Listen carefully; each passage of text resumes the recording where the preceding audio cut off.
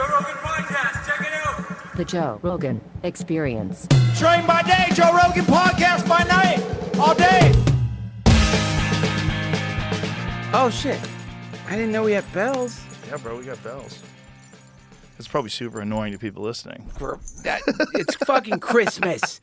The war on Christmas must end. How dare we say Merry Christmas? How dare you say that? It offends me. Did you ever see Kamala Harris do that? When she had that speech? She said, how dare you say fucking Christmas? You've never seen it? No. Oh, my God. Okay, let's start it with this, because it's so crazy. I don't understand the context. So, like, I wish I could be charitable and say, well, there's probably a context where this makes sense. Yeah, Satan is the Lord of the earth is the context. But you know how you see something and it's only a 15-second clip and you go like, okay, let me just be the nicest person possible. Yes. Like what could be the reason why you would say, how dare we say Merry Christmas? Yeah. Unless you're playing a character. Right. Unless she's on stage doing a play. She's like, I want to read from my college play where I was the Grinch. Can you imagine saying that? Like, it seems like a nightmare that you would wake up from. It says, Harris fumed at Americans saying Merry Christmas before illegal migrants were protected in resurfaced clips. Oh, you're not allowed to say it until there's absolute peace and harmony on the planet. Then we can start saying it again. This is so scolding and weird. Only when they cleared that vet did we give them DACA status. And now we're talking about taking it away. It is morally wrong. No, thank you. I didn't know. And when we all sing happy tunes and sing Merry Christmas and wish each other Merry Christmas, these children are not going to have a Merry Christmas. How dare we speak Merry Christmas? How dare we? They will not have a Merry Christmas. Who are you to say that? They don't know if they will be here in a matter of days, weeks, and months. Since September 5th, over 12,000 have lost their status. This is here's why you can't be charitable, because it's just a bad perspective. It's just a bad perspective. Charitable? What do you mean? Because if you wanted to like what does anything she's saying make sense? Oh, they're not mutually exclusive. All right, you can't. It's like celebrating joy and happiness, and some people suffering. It's like you can't say no one is going to suffer anywhere before I celebrate. No. Because that's crazy. Yeah. Now you're taking in the entire Earth's consciousness and all of its decisions as to whether or not you will or will not be happy. Like, you and I didn't force anybody to work in the cobalt mines. Not but yet. We buy these fucking phones. Right. And we know that electronics that have cobalt in them were probably pulled out of the ground by slaves. Should we never celebrate anything again until those people are free? No. Never. Never. We should just be shitting in our hands, rubbing in our faces, whipping our backs until the whole world experiences a simultaneous orgasm. Then, Merry Christmas to you. But if you were a drone, so let's just say they really are intergalactic beings, and you're watching all of our hypocrisy and our scolding of each other and these like untested perspectives just jizzed out into the world. Yeah.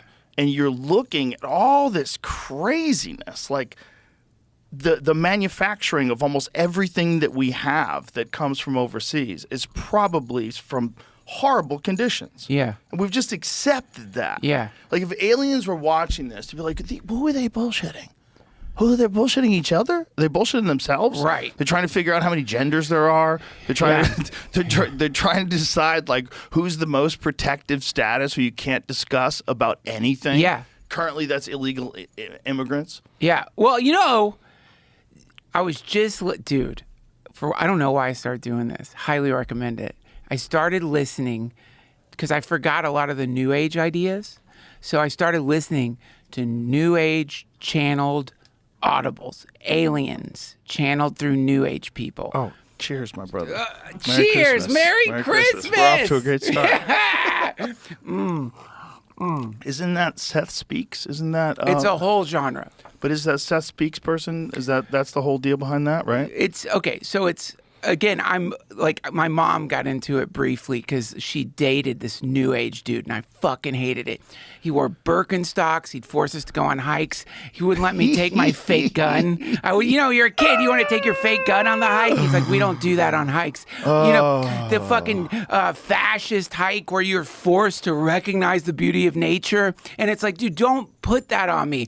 I'll find it on my own. But he got my mom into new age stuff.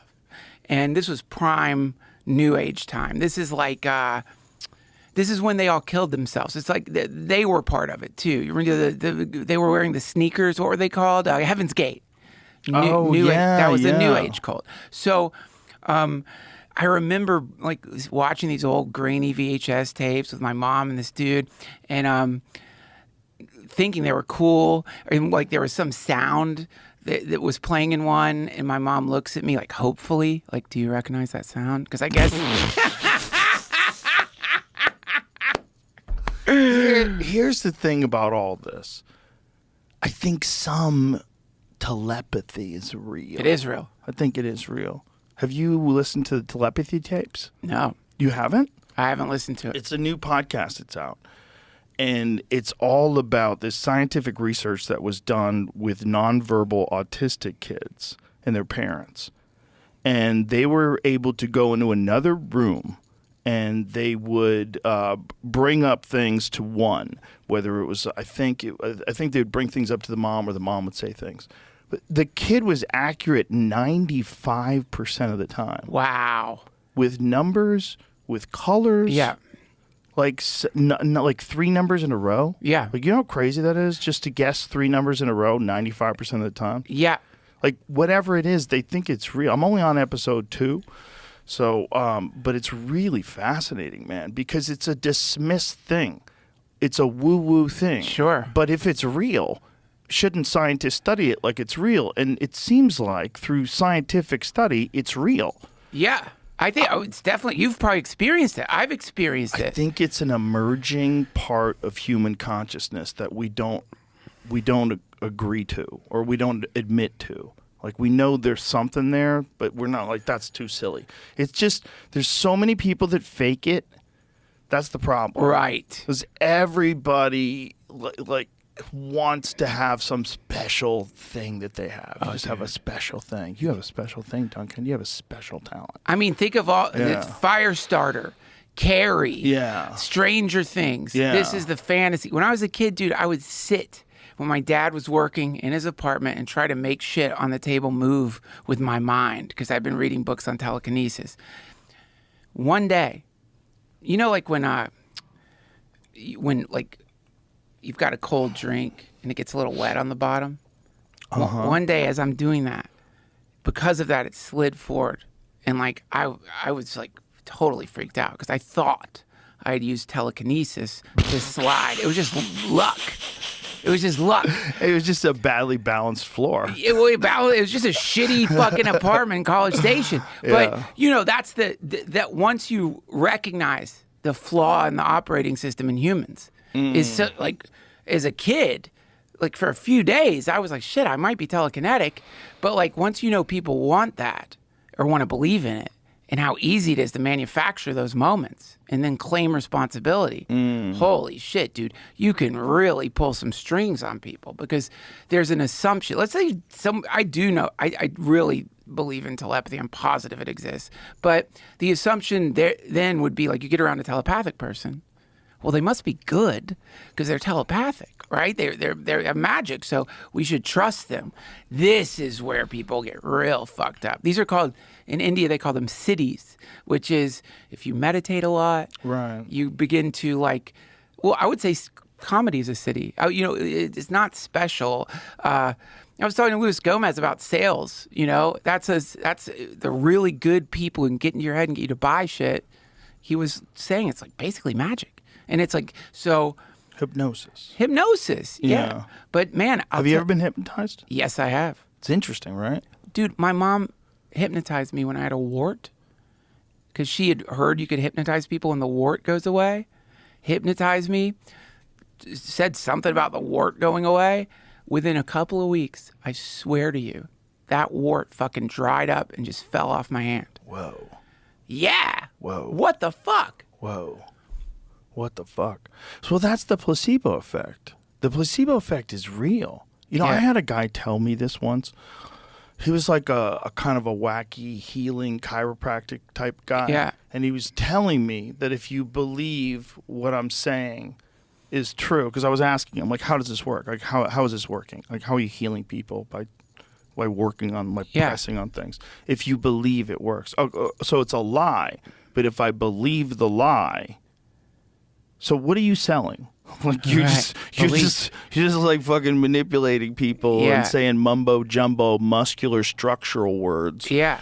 And you're doing hypnosis kind of, because you're sort of admitting that by healing, like a person who's going to heal you with words and talking and touching you, they're tricking you into doing it yourself. Well, I right? mean, the placebo effect It's real. Is real. I've heard it's one of the most powerful effects in medicine. Is it really? Yeah. Well, I mean, yeah. You think of like the new cancer drugs. They tell your immune system what to attack, right? So if somehow you could do that without the drug, if there, and that's where it gets interesting, right? Because these are our bodies, right? Perfectly metabolizing, transforming so many things instantaneously. The heart effortlessly beating all the fucking time. So theoretically, purely theoretically, you what if you could control more of it? Right. Like, how much of this thing can we actually control? And by the way, that's a really fun thing to think about, because, like, not much. And so you ever think about that? Like, you sort of think, like, okay, like, how much of my body can I really do anything about? I can eat good food, I can exercise, but all the quantum processes that are happening within, all of the things, you kind of realize you're just the tip of the iceberg. You're just the little yappy tip of the iceberg. Yeah. And underneath it is all this stuff that is you, but really isn't you, if having control of yourself is like a way to identify this as me. So what are you in that swirl of particulates? Like, what are you in there? Yeah, what are you? Yeah. That's most people. And that's one of the reasons why ideologies are so interesting. Because it's the same thing. It's the same person. It just, they've agreed to one thing or they've agreed to the other thing. And it could be how you were raised, or it could be you rebelling, or it could be, but people find a way to fucking slip into a groove. Yeah. And it's so much easier. Yeah. Than trying to look at, like, what is this? Yeah. What is this thing we're doing where I'm making noises with my mouth, you're reading my mind, and we're like broadcasting it to the world. By making noises with your mouth, we're speaking through each other's minds. Yeah. And also, though, you know, when you get into the telepathy idea, which is sort of like, the question is like, you know, right now, we identify our minds as some kind of neurological process, right? So the idea is, like, we have this, like, biocomputer, and somewhere in there is our mind. Everything out here, not our mind. Even though everything out here, from a neurological perspective, is our mind. Right. Everything you're seeing is an instantaneous interpretation of a variety of phenomena that gets compressed into reality. And then you say, oh, out there is that's not me. But it is you. It's like, it's you in the way if you put on VR goggles, you know, except in this case, the VR goggles, it's your neocortex. It's all the processes that are making color, light, sound, etc. So if we're sort of sharing a dual reality, which is all the phenomena that's being interpreted into our minds, somewhere in there is the possibility that we kind of share a mind. So from that perspective, all these other things become possible. Telepathy, all of this stuff. Like, you know, you get around funny people, you get funnier. When I was doing the Midnight Gospel, I was around all these artists, I got better at drawing. Like, you share a mind. It's the Gestalt, or, you know, where two or more of you are gathered, there I will be. That something else comes in the room. And I think we're collaborating with something that we don't truly understand, because we're still trapped in primate bodies. Yes. So I think we have these moments of recognition of these connections, you know, and great moments in life, and these beautiful things that can happen. and it's all being twisted up by this ape, this wild ape that had to survive for thousands and thousands of years by killing its neighbors. Yeah. And eating monkeys and fucking running around and clubbing things to death and eating raw meat. Yeah. Until it figured out how to harness fire. And then it had to deal with neighboring tribes coming in with hordes of people with swords and spears. And you had to run for the hills. They killed your kids in front of you. They fucked your wife in front of you. Yep. They cut your dick off and stuffed it in your mouth. And this was thousands and thousands of years. Yeah, This dude. thing we're doing right now is so recent. Yeah. This thing where you can meet strangers and you don't have to worry about killing them. Yeah, That's super recent. dogs aren't there yet. No. That's why dogs freak out when someone comes to your door. They're not there yet. They still remember the old days. And That's a great point. they're still like, dude, usually if someone's coming up, Yeah. we have to kill it. Like, and they're reminding you of that. You know? And it's true. I mean, and if you look at that collective epigenetic trauma as an egregore, as a ghost haunting the planet, the ghost of like not that long ago. Yeah, the ghost of primate past. The ghost of primate past haunts us. Yeah. And that's why it's so easy to slide into aggressive patterns and defensive patterns that are completely unnecessary. And that's what they are too. This is what you have to realize. It's not you. It's patterns that you've selected, and you've selected them over and over and over again, and they've become you. It's like you went down a groove. You don't have to stay on that groove. No. You don't have to.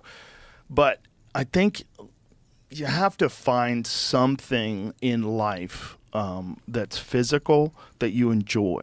Because I think that's one of the best ways to manage this fucking weirdness. The absolute best way is through getting physically exhausted. Sure. Just get on purpose, get physically exhausted, and then you can manage the craziness of existing. Yeah. Because everybody wants to pretend that it's normal. Everyone wants to pretend that existence is like, you know, normal. you get up in the No morning, deal. you fucking have your eggs and your bacon, and you do your Did thing. you hear what Chapel Roan said? Yeah, exactly. It's like every day. It's like, oh my God, this is happening. What do you think the drones are? What do you think the drones are? You know, how much did Nancy Pelosi make this week in the stock market? Yeah. Yeah. Meanwhile, like, what is this? Right. What are we doing? Did you see the new shit that they found out about consciousness in the human brain? This popped up on my feed. This dude Penrose, this guy used to be an anesthesiologist. He already knew about these neurological structures that are these quantum tubules that apparently anesthesia impacts. And he began to think maybe consciousness is not associated as much as we thought with the with neurons, but is a microstructure within the brain, these quantum tubules that get shut down when there's anesthesia. And so there's this new controversial sort of emergent theory of consciousness, which is that when you are awake, you go from being a wave to a particle. In other words, whatever you want to call it, the I am, the all one situation that we actually are experiencing gets compressed into a particle, which is your experience of reality. But when you fall asleep, when you take enough acid, you go into a superposition. When that's that feeling of being connected to everything, part of everything, not even being there anymore. So we're those things simultaneously. And I guess as far as the default reality that you're talking about, that's a situation where it's a bunch of particles that have focused in on like a buffet of moments that the news curates. So the news is like, okay, be mad at this person.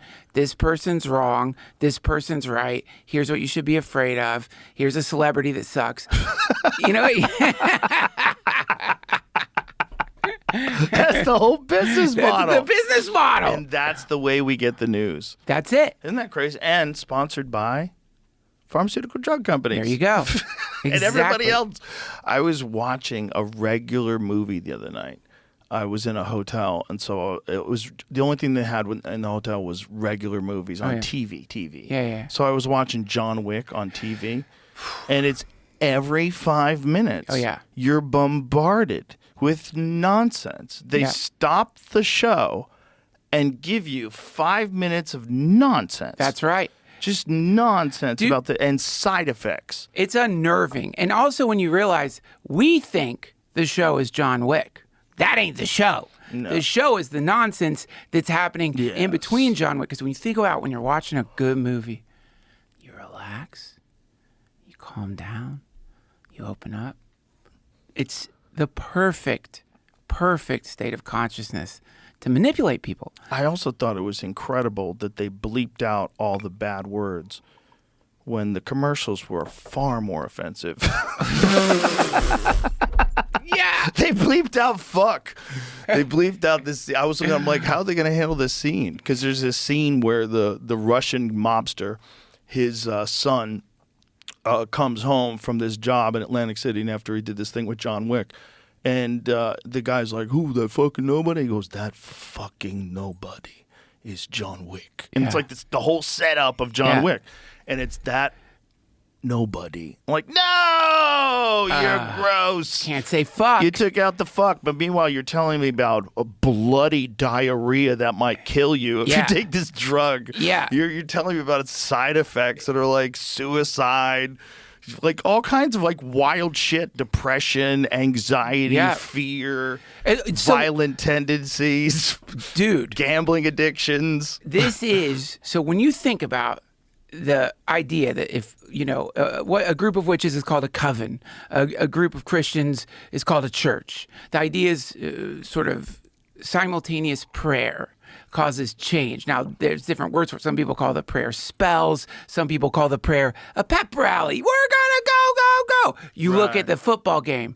You're seeing covens of witches cheering to direct energy at the team they want to try to like move the needle a little bit. But when you consider the power of directing little bubble universes, which is every single human, focusing that beam of attention onto certain ideas, dude, you not only are you going to create whatever it is you want to create, in the case of an advertiser, make some money, but theoretically you could guide history that way. And the last thing you want them to figure out is if they all stop focusing on what you're telling them to focus on and trust themselves enough to focus on what they want to focus on, which is usually not bad, then all of a sudden you would lose that kind of magical control. You lose the actual steering wheel of the weird vehicle we're in. And we, they're like, it's democracy.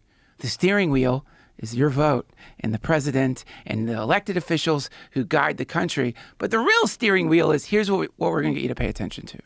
You need to pay attention to this right now. And if we all pay attention to that, it, like, where attention goes, energy flows. You know what I think it is? I think it's like if we're in a factory. If we're in a factory and there's certain gears that turn certain machines, and they think they're the only thing that exists. Yeah. But it's a chain of things that have to take place in order to manufacture something, like a Tesla. Yeah. Like, imagine if we just don't realize it, but if everything has a consciousness, at least in some sort of a limited capacity. Yeah. Literally everything, even tables. Yeah. Everything has something. Yeah. We're super egotistic, and we believe that only we possess this. But we know dogs have it too, which gets where it gets weird. Yeah. Animals have it. We know that. But this whole thing that we're doing is trying to understand how we interface. Like, how are we doing this? Like, if we're in a world where it's 2024 and there's drones flying over New Jersey and they're gaslighting us, saying they're all airplanes. They're saying we have it under control. Yeah. And then it appears there was a satellite that was shot out of the sky. Yeah. Have you seen that? No. No, you haven't seen that? I missed it So somehow. this is the big conspiracy. And again, I have done no research, so do not believe me, ladies and gentlemen. Okay, But Elf. The big conspiracy is that these are Chinese drones, and they're being piloted by a satellite that they shot out of orbit. And this is a conspiracy, unfounded conspiracy. Unfounded. But I'm just for funsies. Well, I mean, do you remember when those weird green fucking lights showed up in Hawaii? Well, I remember where there was a ship, right? And there was like these triangle-looking things that were flying over a Those ship. laser lights that shot out of the sky. Oh, yeah. Remember that? That's right. That's right. What was that? What are the drones? I mean, that's what I love about the drones is, I mean, aside from the obvious, like, you know, getting to imagine, fantasize, it could be they're chasing orbs and the orbs or whatever. What I love about the drones is that it's another step in shaking people awake. You know what I mean? Because it's like part of living in default reality, I think, is you sort of lean into the idea that the government is, you could trust. You can trust the government, of course. Like you have to. Trust the people that make the weapons. You could trust them. They're really good guys. Sure, yes, some of them, you know, Are hyper-violent, a whatever, whatever. Yeah, but ultimately, we can trust these people. And so then you have over fucking New Jersey, experimental vehicles that people are filming. Welcome to Earth, bitch. Do you see that one? And it's so funny. People in New Jersey are reacting to them. Did you see the guy shooting into the sky at the drone? Yeah, of course. I mean, I'm surprised more people haven't. Well, the problem with that, you fucking idiots, is that bullets fall, okay? And they fall with almost the same kind of velocity. I mean, I'm sure that they lose a lot of steam, but it's enough to kill people. People have definitely died from bullets falling. You know from what the else sky. falls? Drones, experimental fucking drones. The government's flying over fucking New Jersey, hoping those fuckers don't crash. They're apparently half the size of a car. You know Some what I of them mean? are bigger, bro. Right. Some of them are suburban size. Yeah, and They're these like are flying SUV flying over houses. Oh, yeah. So it's just like, no, listen. Number one, most of what you guys are seeing, it's stars, or you're seeing commercial vehicles. Yeah. Mostly, and the other stuff, we don't really know. And so at that point, you're like, wait a minute. I'm paying almost half of my income in fucking taxes, so you know what the car-sized mystery things flying over the cities are. And you don't know what that fucking is? What am I paying you for? You know what I mean? You're making a lot of money, man. You should know what the drones are. And so, but then when you see, what's his name? Is it Bolton? The Guy with the mustache? Not Bolton. When you see, I don't know, the DOD dudes up there, and the way that they're just lying their fucking asses off. Did you see the press secretary talking about it? And she's wearing a necklace that looks like a UFO. Is it Corinne Jean-Pierre, that lady? Not Jean-Pierre. It was another one. It was some new one? It was a. How do they just shuffle new people in without announcing No, I them? don't think they got rid of Pierre. Okay. I hope not. Because most of them don't last as long as Pierre. She's the marathoner. Oh, dude. Most of them, they quit that job. They're like, fuck this job. I just got to lie all the time. Horrible. Horrible. Imagine, like, Duncan, this is what you're going to sell. War with Sudan. Okay. Okay? Here's the reason why. All right. The rebels, children, problems. Economy. Okay. Pollution. Okay. You know, we got to vaccinate them. We can tell it. this. We There's can a tell lot this. of data We right can now, tell though, this. but And then what about the data these- showing vaccinations are bad for you? No, fuck that data.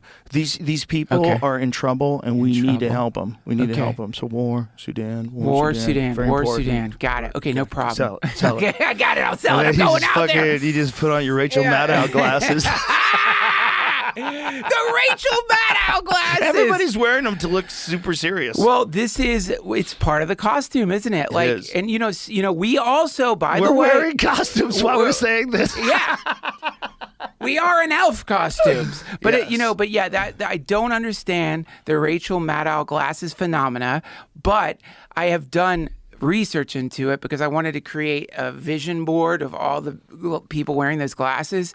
And it's a thing. It's like a thing on the left. They wear those fucking glasses. It identifies that you have a certain set of beliefs if you're wearing the Maddow glasses. I mean, it's a real thing. It is a real thing. Yeah. If you have those glasses on and you're a Republican, you're an assassin.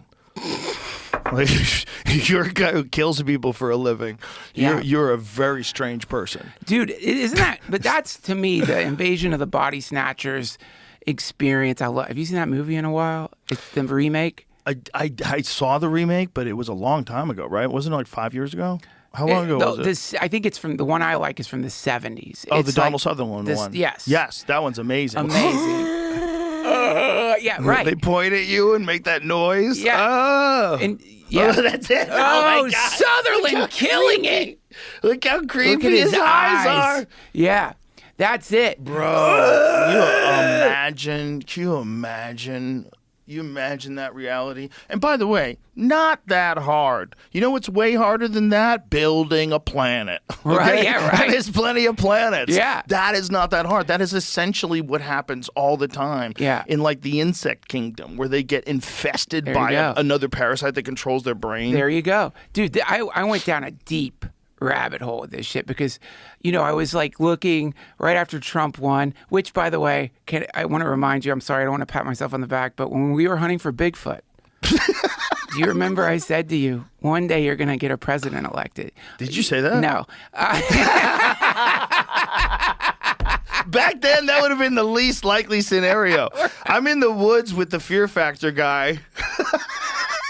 And we're legitimately looking for Bigfoot. Legitimately with Bigfoot experts. Dude, that was one of my favorite camping trips I've ever had in my life. It was fun, dude. I would We love had to do so that much again. fun. Hunting for Bigfoot. It's like, because hunting for animals, which I know you love, I have nothing against it, but you still got to kill an animal. Hunting for Bigfoot, you just like look for a twig out of place and you get to imagine he's nearby. And that it's really fun. Squatching is fun. Somebody asked me if I saw Bigfoot, would I kill it?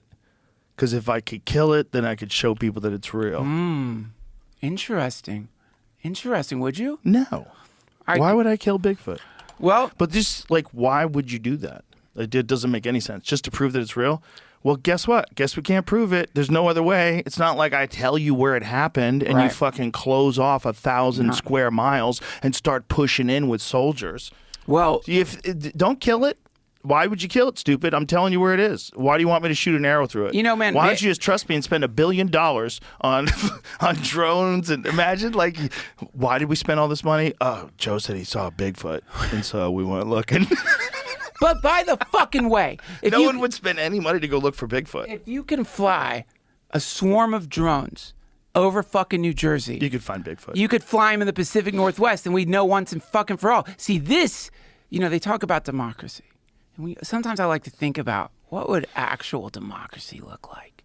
And, it wouldn't look like some dude getting in front of a microphone and gaslighting your ass about experimental craft. It would be like, all right, I'm just going to tell you guys, we figured out anti-gravity. Right. That's anti-gravity drones. We wanted Right. to show you. And tomorrow we're going to drop ketamine on the neighborhoods. Democracy. But you know what I mean? Like, that would be true democracy versus what we have right now, which is sort of democracy. It does work. The voting works and all that stuff, but ultimately our impact, the non-political class's impact is very little. And the political class's impact is very little when you consider now there's a security class. So you have the politicians like Harry Reid trying to figure out what the fuck is going on with the UAPs, and even they can't do it because there's another level.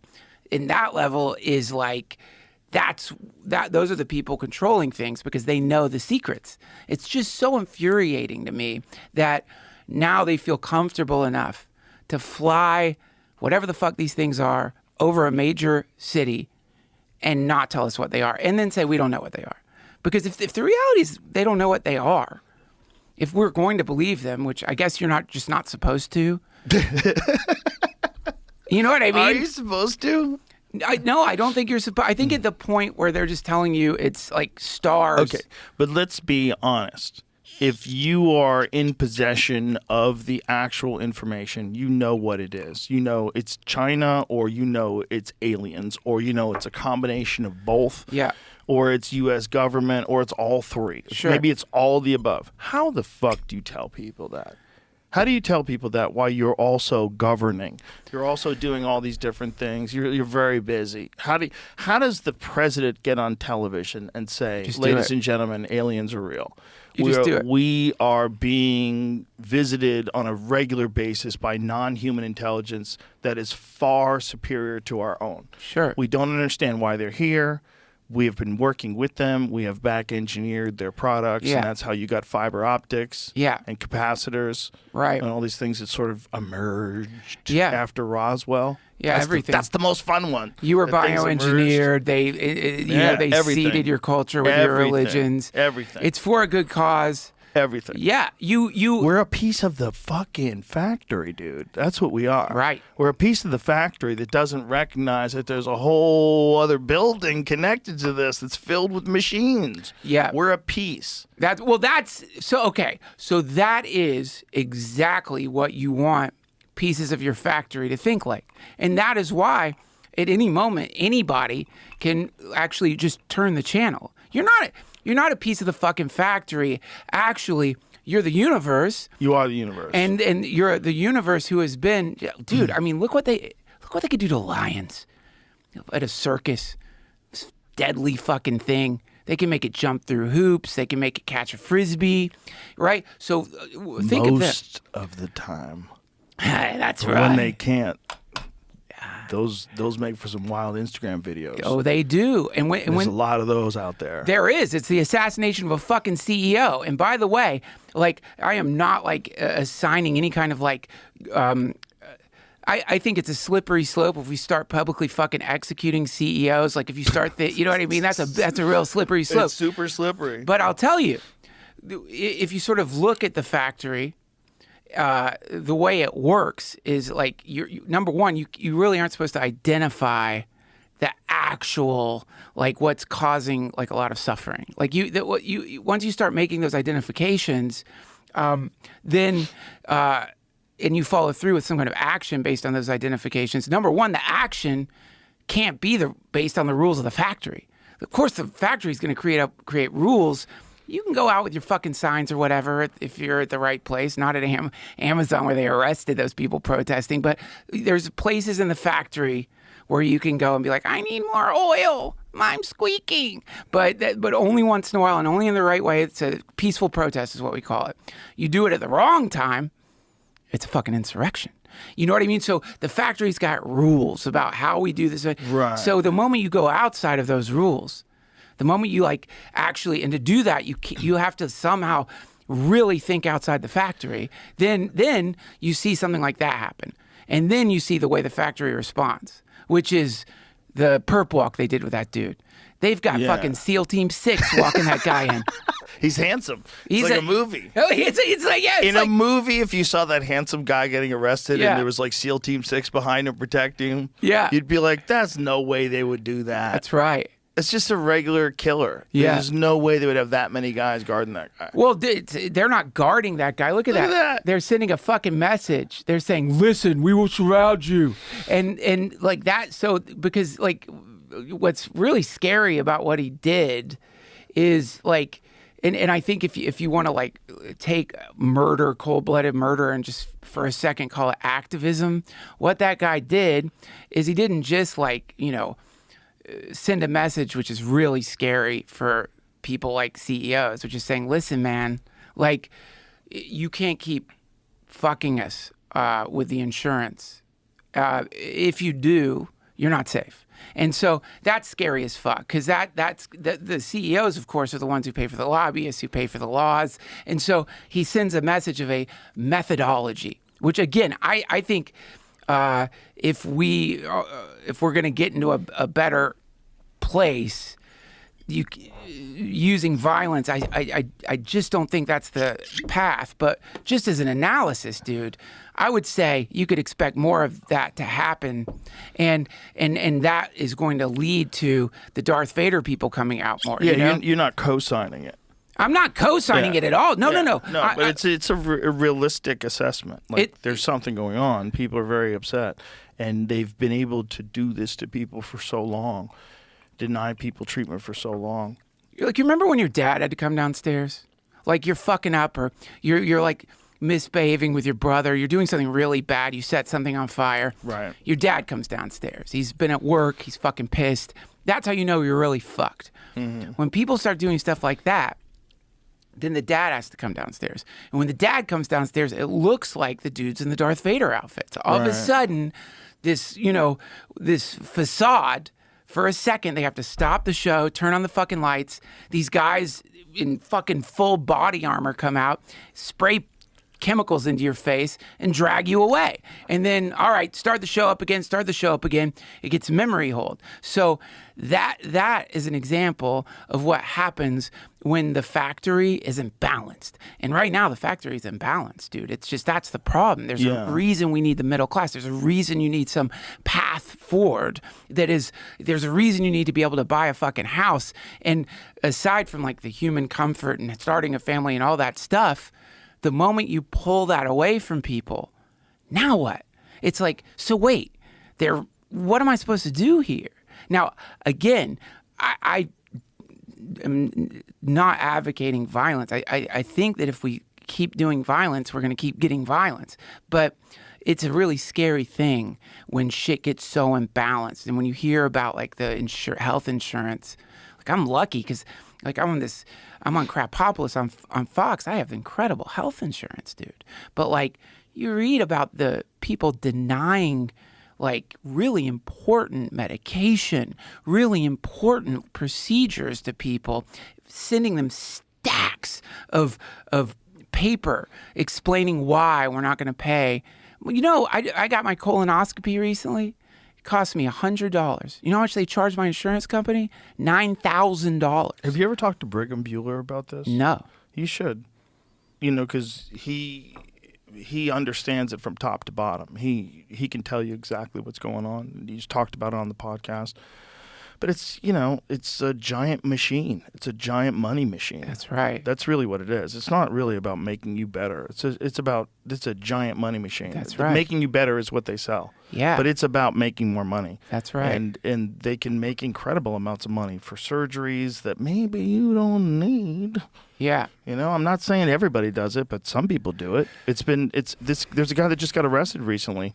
I don't know if you heard about this guy. I sent this to Peter Attia. I could send it to you, Jamie, or maybe you could find it.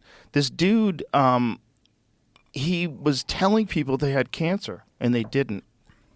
And it was like a ton of cases. And he'd give them chemotherapy, man. And he'd make them like severely ill. Yeah, demon. And he did it to like, I don't remember the number because I think the number stunned me so much I didn't want to remember it. But this guy told a ton of people they had cancer, just scared the fuck out of them, ruined their lives, dude, and then gave them poison Yeah. that's designed to kill cancer. Is it like 10 years old? It could have been. Somebody sent it to me on Instagram. It was a news story. Oh my God. He got 45. That's all he got was 45 years. It says a pretty long 13 time. counts. He's 50. That's a life sentence. Well, yeah, man. Now, I don't know if this is the same guy. Maybe more doctors have done it. You know, this is one of the things that I found out. I was doing a bit about this fertility clinic doctor that was using his own jizz. There's not one case. There's fucking shit ton of cases. Like, I wonder how many of these doctors there's this creepy doctors that, just like there's creepy carpenters. Like, just like there's, you know, like some doctors don't give a fuck about people. Why do they use their own jizz? Do they run? They want low all on the babies. They want everyone to have their baby. Oh, so it's not They're like just psychos. People aren't coming in. No, there's women that went in with their husband's jizz. And he's like, I got a better option for you, sweetheart. That's what this guy did. He did. Dude. He ran a fertility clinic, and I think people started figuring it out when 23andMe came around. And this is just one of these guys. There's been a ton of those guys. Yeah. That fundamentally is the difference between men and women. Could you imagine a clinic where a woman was getting other people to carry her babies? That's hilarious. Yeah. Not a chance in the fucking world. No woman would want that. Yeah, take my baby. Oh you my take God. my baby. I trust it So with you. funny. You don't. The guy I don't even know. Have a baby Oh with my me. God. Have the most precious thing. You can have it. You can have it. You can have it. It's literally the fundamental difference between men and women. That a guy could run a sperm clinic and think that I'm gonna get away with everybody having my baby, jizz. and he doesn't give a fuck what happens to those kids Because they might fuck. They might fuck. They might not know. They might find out through 23andMe they're cousins. Yeah. Like, holy shit, we're cousins. Yeah. And then you find out everyone's a cousin because this creep's been just using his own jizz for 35 years. Dude, that guy could be like, based on the depopulation that's happening, based on population decline, that guy could be like the next Genghis Khan. Like in the future, like we like 80% of the planet's related to this dude. I think he's got a lot of catching up to do to get it where Genghis Khan's numbers were. I mean, how much? It is interesting. It's like, you read Elon Musk is the top Diablo player in North America, right? Which I think in the world, dude. In the world. I think he's the number one in the world, which is fucking insane. And dude, and I know you, and I'm not trying to high road you here, but unless you've played Diablo 4, you can't understand what that means. I absolutely accept that. I do not understand what that means. It is insane. Like when I was addicted to that fucking game, like I just wasn't sleeping because I had to do dad duty in the day, Diablo at night. And I sucked. So when you realize this guy shooting rockets into space, making e-vehicles, starting a new fucking department of the government is also the top. It's so crazy. It's the one time I actually let myself think maybe he actually is an alien, because there's just no way, unless he's paying people to do it for him, which obviously he's not. That is insane, man. Yeah. That is insane. So, dude, when you consider, I don't even know where I was going with that. I got lost in Diablo 4 just thinking about it. Well, we're just talking about how he's the number one player. That Elon, how preposterous it is. It's that I don't know. I don't play Diablo 4, so I really don't know what that means. But I believe it's huge. You know what I'm saying? Like I don't. It's crazy. It's crazy because Diablo 4. It's all about your build. It's all about like, eye-hand coordination is obviously a big part of it. But then, it's just, and then you see the chopsticks catch the fucking rocket. And Yeah. it's like, That's a side job. Side job, he's had more space innovation in the last 5 years than NASA has since the Apollo missions. it's amazing. I mean, I'm just saying that. I don't know if it's a true number. But he gets rockets to land, and rockets get caught with robot arms. Like, what? And that, to me, it's like, my God. You get those feelings like, okay, I'm on the right timeline. Because if the guy who's going to make us a galactic civilization is also a master Diablo player, The number one. we're in the right timeline. Because It seems so unlikely that if it was in a movie, I'd go, shut the fuck up. the fuck up. He's not the number one Diablo player. I don't care how smart he is with rockets and electric cars and satellites that give broadband internet and tunneling under the earth, and also owns X. it's suspicious, I must say. And he's tweeting 48 times an hour.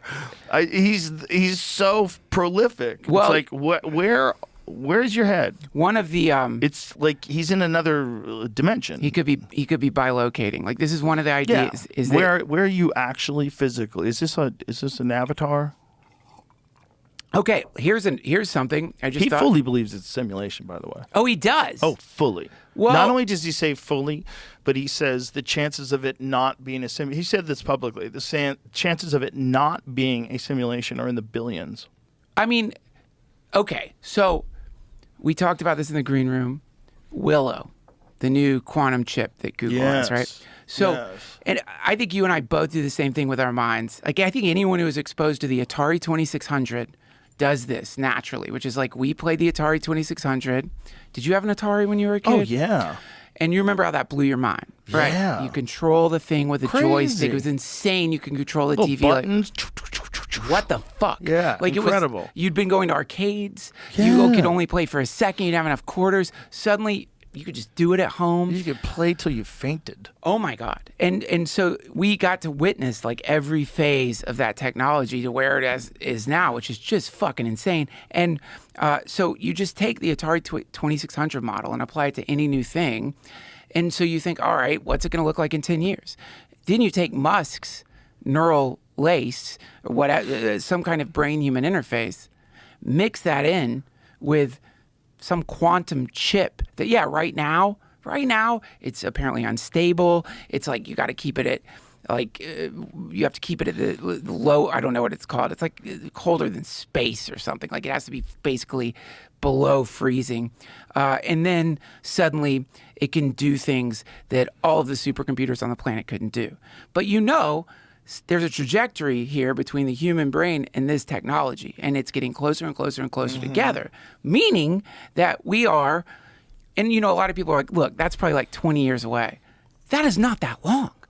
When did Teen Wolf come out, man? I don't think it's anywhere near 20 years. I think it's way closer than that. That's right. So that to me, when you just do the math and you realize humanity is about to merge with a thing that is solving equations that they take a supercomputer of, what is it, septillion amount of years. That's going to be us. Yeah. And so then, to answer the simulation idea, of course we're in a simulation. If we were just monkeys and now we are using qubits, using superpositioning to create some infinitely faster way of calculating data, then obviously, once we get that thing connected to our brain, we will be able to simulate any reality we want. If this is truly our past and you wanted to, like right now, the way I remember something, having done acid for most of my life, is very foggy and kind of like, my memory isn't the best. Every once in a while I have a very clear memory of things. But with this tech, theoretically, it could reconstruct memories in your mind, and not just that, put you into them and allow you to experiencing them in real time. Meaning, in a few minutes, you could live your life over 1,000 times.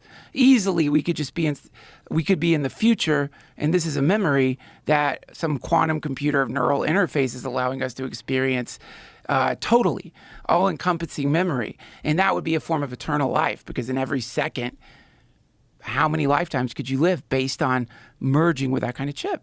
Right. And you wouldn't want to know it was a memory. You might want to be like, you know what, let me just live that life over again. I just want to feel the whole thing. Well, that's one of the scariest things for people to consider is there's this, I asked someone once, would you rather die or would you rather live your life over and over and over again forever? What'd they say? And like, oh my God, I couldn't do this forever and ever and ever. I'm like, why not? You can do it now. Like, it's not even hard. Like, Yeah. Aren't you enjoying life? Like, I love it. I'm having a great time. I have great friends. I have a lot of fun. Lots of amazing things. I have a great family. Yeah. I enjoy what I do for a living. Like, why wouldn't I want to keep doing this? But the thought of even for me, the thought of me doing this forever and ever and ever is fucking terrifying. Yeah. For some weird reason. Well, that was like Nietzsche had this whole thought experiment, which was, I don't remember what it's called, something like infinite return. But basically, the way he put it is, you don't live it again and again and again and make changes within the echo. It's exactly the same over and over and over again. And so in other words, like it's just it's a rerun over and over and over again forever. That's what we're in. Jeez. And his point in that was like, therefore, if most of your life you've been miserable, you're in hell. Yeah. Dude. Oh. I know. Oh. But he wanted to use that more as a kind of to leverage people out of despondency, to make them understand. Get going now. Make it happy now. Because if we do repeat, but dude, do you think that by all this measure of talking about like quantum computers and artificial intelligence and all these emerging things, isn't it more likely then that a lot of this shit that people are seeing is human created? Because isn't it more likely that if we really do get to some sort of quantum computer AI civilization, so you attach quantum computer with AI like 20 years from now, like what does that even mean? Did you just make a god? And if you did, can this thing just completely travel between dimensions and understand like everything about every subatomic particle that exists in the entire universe? Yeah. All at once. Like, and if that's the case, like, why do you need people anymore? And maybe you don't. Just make like maybe Australopithecus isn't around anymore. That was our guy. Right. He was our guy. If it wasn't for him, we wouldn't be here, allegedly. Well, I mean, I think the model you could use for that theory would be the various, like you look at an embryo, and then you watch the way the appendages change, then you could look at it that way, which is like, well, I mean, you don't want. I met someone who had a tail, by the way. Like, What? Some people get born.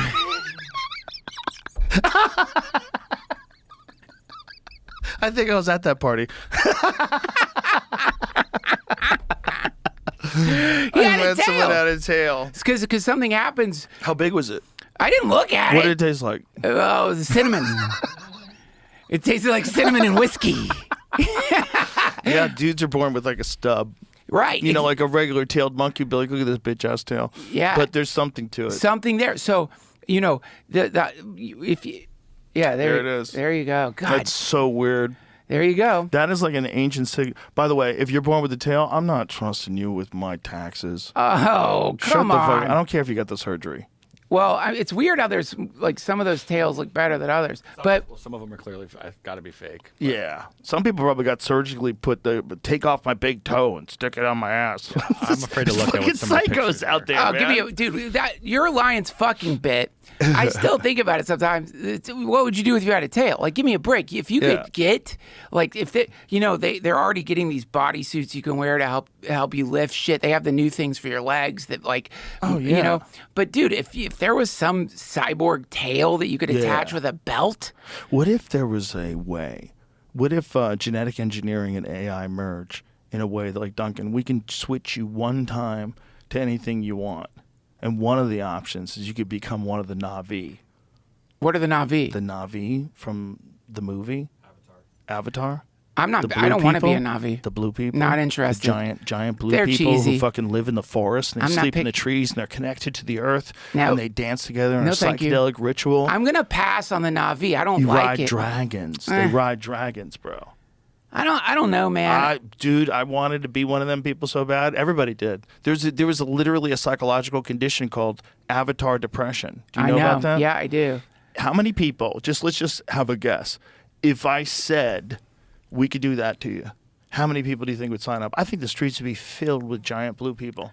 Well, I mean, if it's only Don't you once, You have to stay. We can't do it again. It's too dangerous.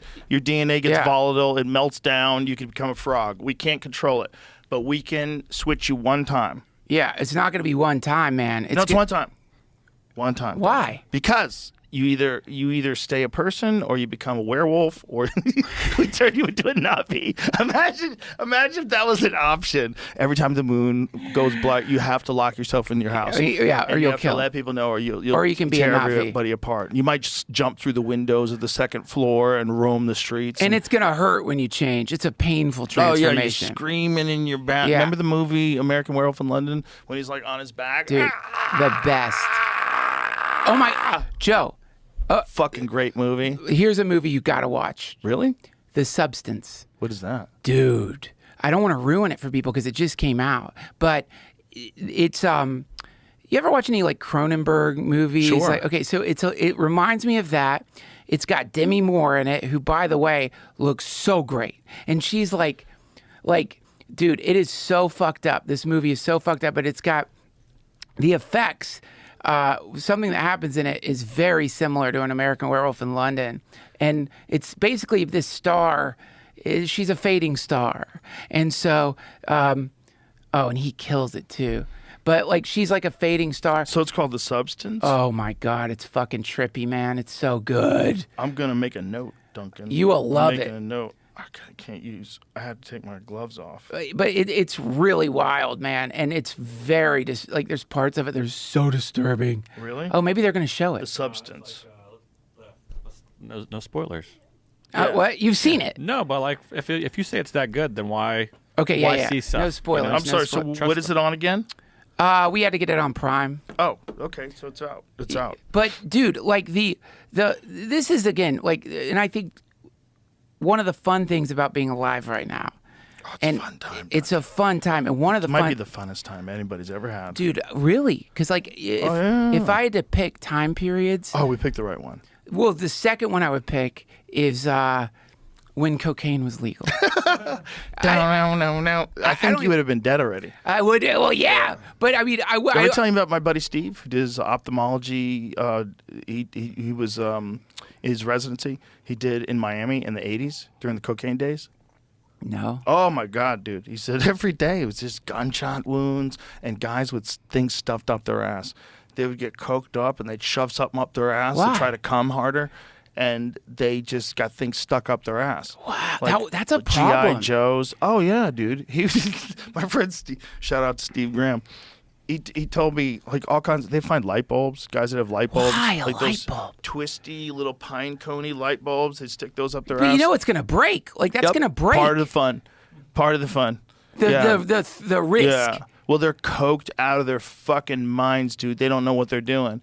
This is the 80s in Miami. Holy shit, dude. Yeah, and there was more banks per capita in Miami at the time. I don't know if it's still the case, but more banks in Miami per capita than anywhere else in the country, because it was all just moving in that yayo, son, moving in that yayo. Yeah. It was a cocaine city. That was where it was probably somewhat common to find like a bag of coke on the beach, right? That was where it was Probably just, every day. You'd have to get your kid. Yeah. Your kid would bring you a bag of coke. Like seashells. You've seen Cocaine Cowboys, right? Yes. Oh my God, it's so, and both 1 and 2, both are equally good. Dude, I've But that heard. story's so insane. I mean, again, like I would never. I'm too much of a pussy to live that kind of lifestyle. But when you think about the possibility that once we do get interfaced in some way or another with these new computers that are just right around the corner, we will be able to simulate experiences like that. Yes. I would be into simulating the experience. And then when you consider, yeah, but you're going to simulate the experience, you know it's a simulation. At some point, you're going to be like, you know what? Let's just turn that off where I know it's a simulation. You know what I mean? We would all be doing that shit. Like, Right. yeah, and I don't just mean like, literally, like, I mean, at some point you've done 20,000 lifetimes. You've experienced what it's like to be George Washington, Genghis Khan. You've experienced what it's like to be Joan of Arc. You've experienced being one of Jesus's disciples. Imagine if that's one person and that's your backstory. That you've done all of those things. What a timeline you're on. That's going to be everybody. That's going to be everybody. Because it's going to be fake. Well, I mean, Just is plug it? into it. That's where it gets really. Right. Is it? Is it going to And be what fake? is reality anyway? And what is data? Right. What is data? That's the real question, because it's like, how much of data can we recover from light? And if we get faster than light travel, can we get ahead of light? We know that when we take a picture, that's just light. So if we can get ahead of light, we can go faster than light. If we can go exponentially faster than light, theoretically, you're basically moving into the future, I guess. Then couldn't you take pictures of Earth in the past? If you could take pictures of Earth in the past, why couldn't you recreate them with this new technology? There's your time machine. You don't have to worry about fucking up the timelines. You're just taking pure data, having it interpolated by whatever the next computer is after quantum computers, right? And then simulating that reality and traveling into it as whoever you want to be. I mean, it's pure hedonism. You know, it's like right now we think of hedonism as fucking a great meal, making some money, nice Red car, wine. red wine. But future versions of hedonism could really just be like, I just want to be a dinosaur for 50 years.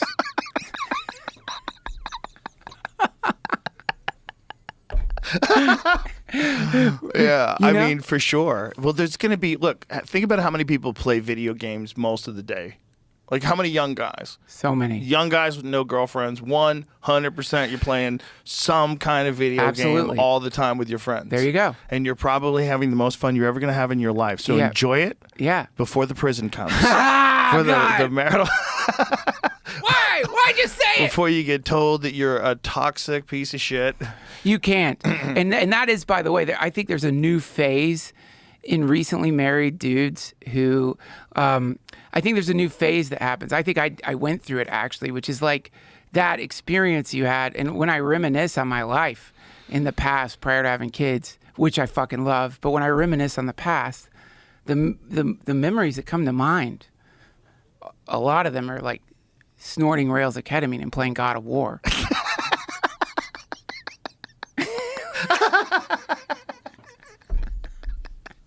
It was Good amazing. times. But nothing like, and I really mean this, it sounds cheesy, but I really mean it.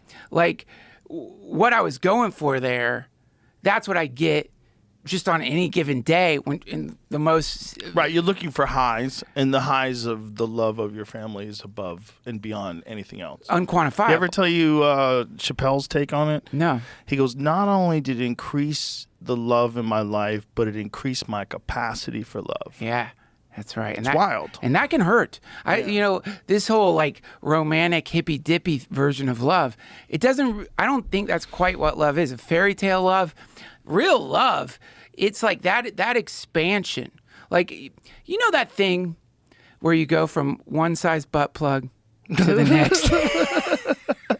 You know that thing. Yeah, but you know what I mean. It's like it stretches you out in a way that nothing else could have. And when you consider, and when I think of like the past versions of me, and realize in this confused way, that's what you're looking for. You're looking for that, and that impulse is being subverted or captured by hedonic technologies that are. Paradoxically, probably keeping you from having that experience. They're getting in the way of that experience. But and then like new dads, you got to shed that skin. Like, you know what I mean? Like, I had to like fucking like let go of that. That it's such a habit. That form of life, video games, drugs. Like, you know what I mean? It's a real like. You have to be responsible now. Yeah, exactly. Yeah, but. And that probably sounds like a bummer to a lot of people out there, but it actually, this is the way, and it feels good when you're in it. It's just hard to convince people to do it, and that's why there's Elon's terrified of this population crash. This idea that young kids today are not having babies, and then as they're getting older, you're less and less fertile, and so people are choosing to have kids later in life. Or not have kids. More people are choosing to not have kids. And by the way, I'm not judging. Do whatever you do whatever you want. You should be able to do whatever you want in this life, and no one should force you to fucking live with somebody, have a family. I don't know what kind of anxiety you have, or whether or not you're a real legitimate loner. You like being alone most of the time. Yeah, but it's just like the amount of people that are like super bummed out all the time is quite terrifying. Yeah. If you really stopped and think about just the number of people that are just running through life bummed out. I know. And there was some, obviously, polls. Who knows who the fuck is running them? But there was some poll about liberal women and mental illness. It's such a meme. It's so unfortunate that it seems to like hold up to the meme. Yeah. It's so unfortunate. But the numbers like crazy high. Well, man, this is the thing about mental illness. Like, and there's lots of studies that have been, what do they call it? A folie à right? That's the name for if you are around a crazy person. You can actually, like, if you're around a paranoid person long enough, you really might start thinking the walls are bugged if they're charismatic enough, right? Sure. So there's a quality to people who are charismatic and distorting reality that is contagious. And then when you add to it, it becomes a fashion statement, right? So basically the idea is if you have some form of mental illness, it's not like I should shame you for it, obviously. Like, you need care, you need compassion. But one of the really, I think, very dangerous things that has emerged into the zeitgeist is that compassion has been confused. Like, so in other words, what you might call enabling, they are calling compassion. Because the idea would be, right now, you need to get better. Let's get you fucking better. Right. Not like right now, this is just how you are, and you really don't have any hope. So this is where, and also, I congratulate you on your courage, and all that's good, by the way. It is courageous if someone has mental illness to announce it. But when you go to the next step, which is actually the fact that you're trying to lose weight, the fact that you're trying to balance your life, that is an aggression. You know what I mean? Like now you're aggressing against all the people who have this. It is a slap in the face to the people who have it. What I'm saying is there's a culture where the normal societal pressure to try to make yourself healthy, which by the way, if you go back a long time ago, if it's just like you and me and everyone in the green room and we have to survive in the wilderness or something like that, there really isn't time for somebody to, it's dangerous if someone is doing things that keep them sick because we have to carry them. You know what I mean? We have to carry them through the fucking wilderness, and that means we might die. That lowers our survival chances. So the idea is, you don't want to enable people who are hurting themselves. Right. You don't want to enable people who have a chance to no longer like continue the patterns or to take the medicine or whatever the fuck it is to feel better. You actually want to help them feel better, not keep them frozen in this thing, which is a demonstration of their enlightenment. Because that's the thing, when sickness is health and health is sickness, well, that's the death spiral, dude. Like if right. That's how you create a very sick, unhealthy world. And then you wouldn't want, like, in other words, like if you met some like raving paranoid person who was convinced that there were nanobots inside of them that were reading their minds and controlling their thoughts. Duncan, I told you that in private. I'm sorry, Joe. It's just not good that you think like that. That's scary. That's a sad place to be. We got to get you out of there. We got to get you on Reddit. Exactly. And nanobots are legit, dude. Shut the fuck up, dude. The main. This is. Well, you know what I'm really scared of, legitimately though. I don't think nanobots are controlling us right now, but that this technology that they have, where they have these like little miniature robots that they can send into your bloodstream to repair tissue and repair. You've seen these, right? The concept absolutely. behind it. Once that becomes an actual thing, like what's to stop someone from injecting a few of those inside of you at the hospital next time you go in for a procedure? Right. And if it gets to that point, like 20 years from now, where they could do that, they could just like, we chipped Duncan. Thank you. Yeah. Thank you very much. Very important to find out. Yeah. Where this guy goes. Yeah. We have to track him, dude, everywhere he goes. And absolutely. Then you're linked up to some GPS computer by these fucking nanobots inside of your body. And by the way, if you and I are talking about this shit in elf suits, you better believe somebody in the DOD, somebody in the Raytheon or Lockheed Martin is Imagine these little robots. They do work for a while. Whatever. But after a while, they decay inside your body and they create rampant inflammation. Horrible rheumatoid arthritis destroys all of your joints because they die inside of you. Well, it's like we didn't know that. Yeah, I didn't know. Got to break a few eggs to make an omelet, man. Then we regret the Tuskegee experiment. We regret it. Sorry. Fuck. Infected people with syphilis. I'm really sorry. Didn't tell people they had syphilis. We're sorry. In retrospect, Whoopsies. It was a mistake. Like we shouldn't have done that. I mean, again, how crazy is that? That's a real thing. Or when they release some shit in the subways, Whoopsies. Whoopsie. Wuhan lab. Whoopsies. Whoops. That was a big whoopsies, boys. Gain of function research. Whoopsies. It was real. Whoopsie. No. Whoopsies. It was true. Dude, so this is where, to me, if you do want to align with a classic paranoid state of consciousness, the way you align with it is you and without having to go on InfoWars, without having to go on Reddit conspiracy, just look at what is true, like is verifiable. Like what do we know right now? So what we know right now, there are unknown drones hovering over New Jersey. We know that the President of the United States has been incapacitated for years. For years. No way. Who saw that coming? Dude. We were conspiracy theorists. Not anymore. We were conspiracy theorists. Now our shit is like mainstream, just basic journalism. The fucking president of the United States has apparently been out of commission for years. By the way, I welcome him on my podcast. He has an open invitation. God damn it, that'd be awesome. Anytime. And he would be fun. Like I hope so now. dude. We'd have to give him a little nap in the middle of the podcast, but then wake him up, throw some water on him. When like he's all there, when they got the cocktail right, and he's like dialed in, and he turns into a warlock for a second, like you know what I mean? It's scary.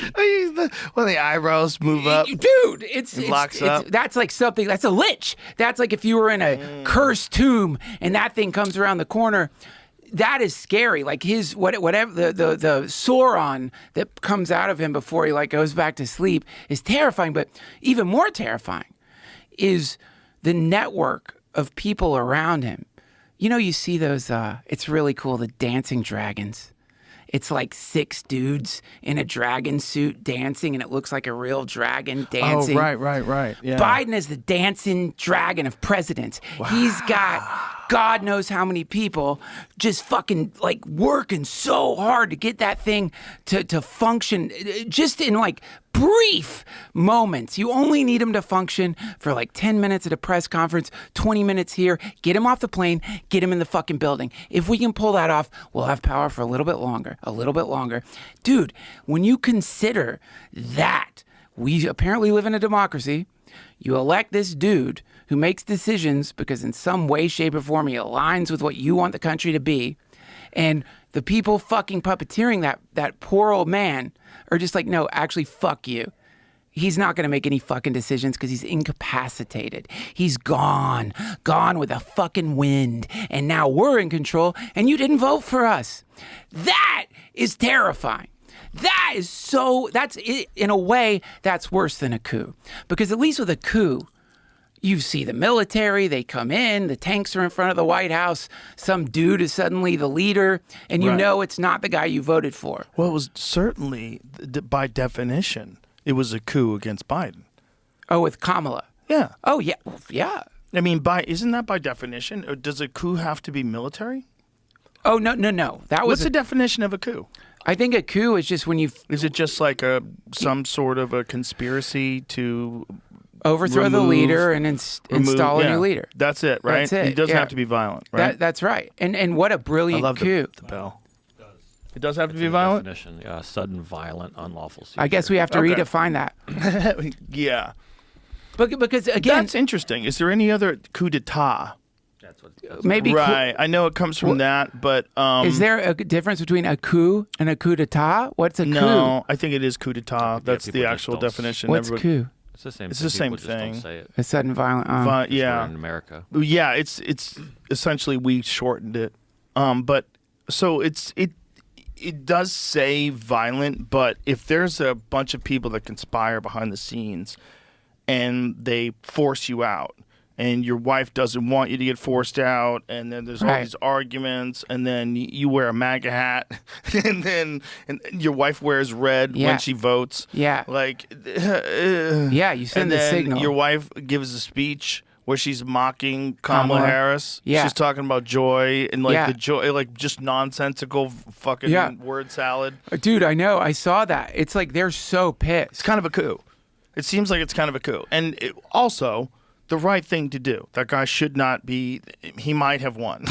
I mean, it was the right thing to do in terms of like, you can't have a guy who's just a figurehead. That's not what the deal is. The deal is this guy is going to be doing his best to look out for us and to make sure that he navigates this world of finance and environment and international relations perfectly, where he doesn't blow anything up, and he makes our economy happier. Yeah. Go. That's the deal. Yeah. Well, but you can't like have only a mask. Like, who's running the deal? Well, that was so okay. So again, it's like, and this is the fantasy of any hippie or whatever. So the idea is, predicted in the New Age movement, and I think you could argue in a lot of religions, is the consciousness shift is happening. The age of Aquarius, whatever the fuck you want to call it, consciousness shift. And so the idea is that what we're witnessing is essentially the collapse of a way of doing things that is collapsing, and as it collapses, it starts making big mistakes. One big mistake would be people figure out that we have had a president who is basically incapacitated, meaning we don't really need a president. The whole model starts falling apart. Also, when you realize, like, if you watch basketball or skateboarding, watch skateboarding now versus skateboarding when people started skateboarding. Like the tricks like people are doing now versus what they used to do, right? And you see how quickly people, when something's fun or important, how quickly it evolves, right? Right. So the coup is problematic in that, again, a coup has happened. The ultimate coup is to have a figurehead. Now, it's a hacky trope, I guess. The idea being that like every president is just a fucking puppet, right? But the problem with that puppet is that like these are puppets who actually do have power. They will make decisions, even if there's a lot of pressure from God knows whatever the web of unknown people is that tries to like grab the steering wheel. They can say no. So that's a problem. So if I want to control the steering wheel completely, dude, what's better than an old man who has dementia? Because I could tell him shit happened that didn't happen. I could show him news sources that aren't even real. You know what I mean? I could literally He probably pretends to be able to read. His eyes are probably gone. Dude, absolutely. Probably pretends. Absolutely. And then the other side of it, aside from it, it's a coup. It's completely unconstitutional. It's a fucked up takeover of the U.S. government. If you just look at the abuse of like the right thing to do when you have a president, a bus driver, whoever who's got senile dementia, is to say, hey guys, he's really sick and he can't do the job anymore. And we have to find somebody else to do the job now. That's the right thing to do. But these motherfuckers are like, no.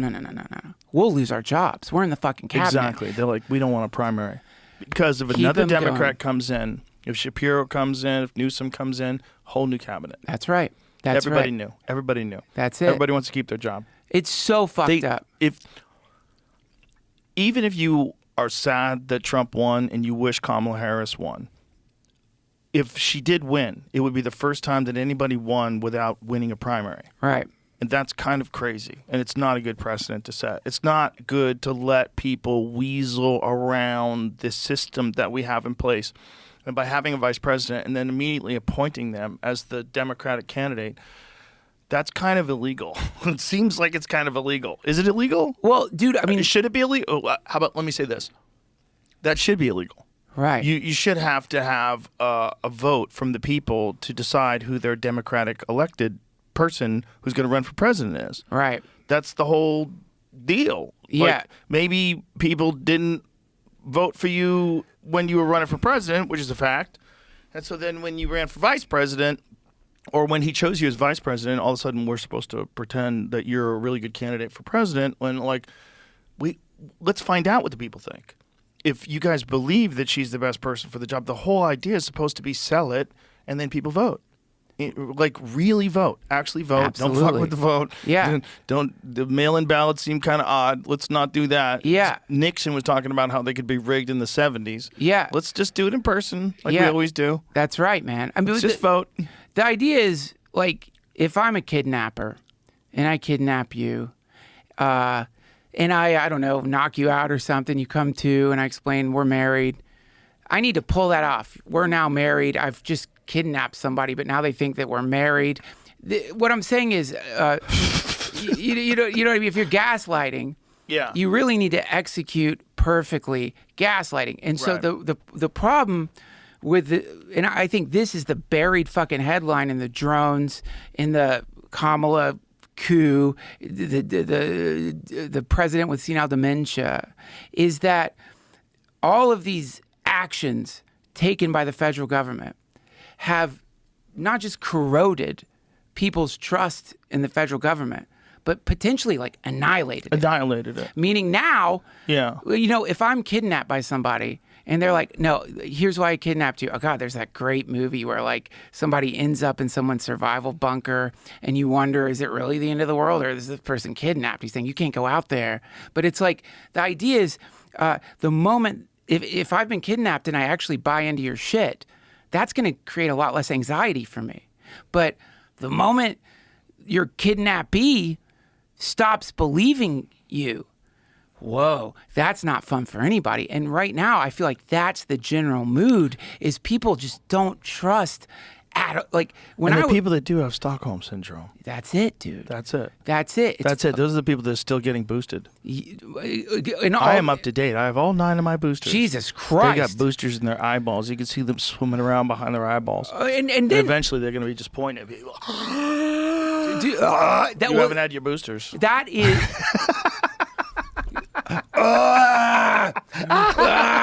6 feet distance. That's what it felt like, man. That's what it felt like being unvaccinated in the pandemic. Well, it felt like some people looked at you like you were the dirty. Like, I heard dudes I know them. I've hung out with them, and they were calling people plague rats.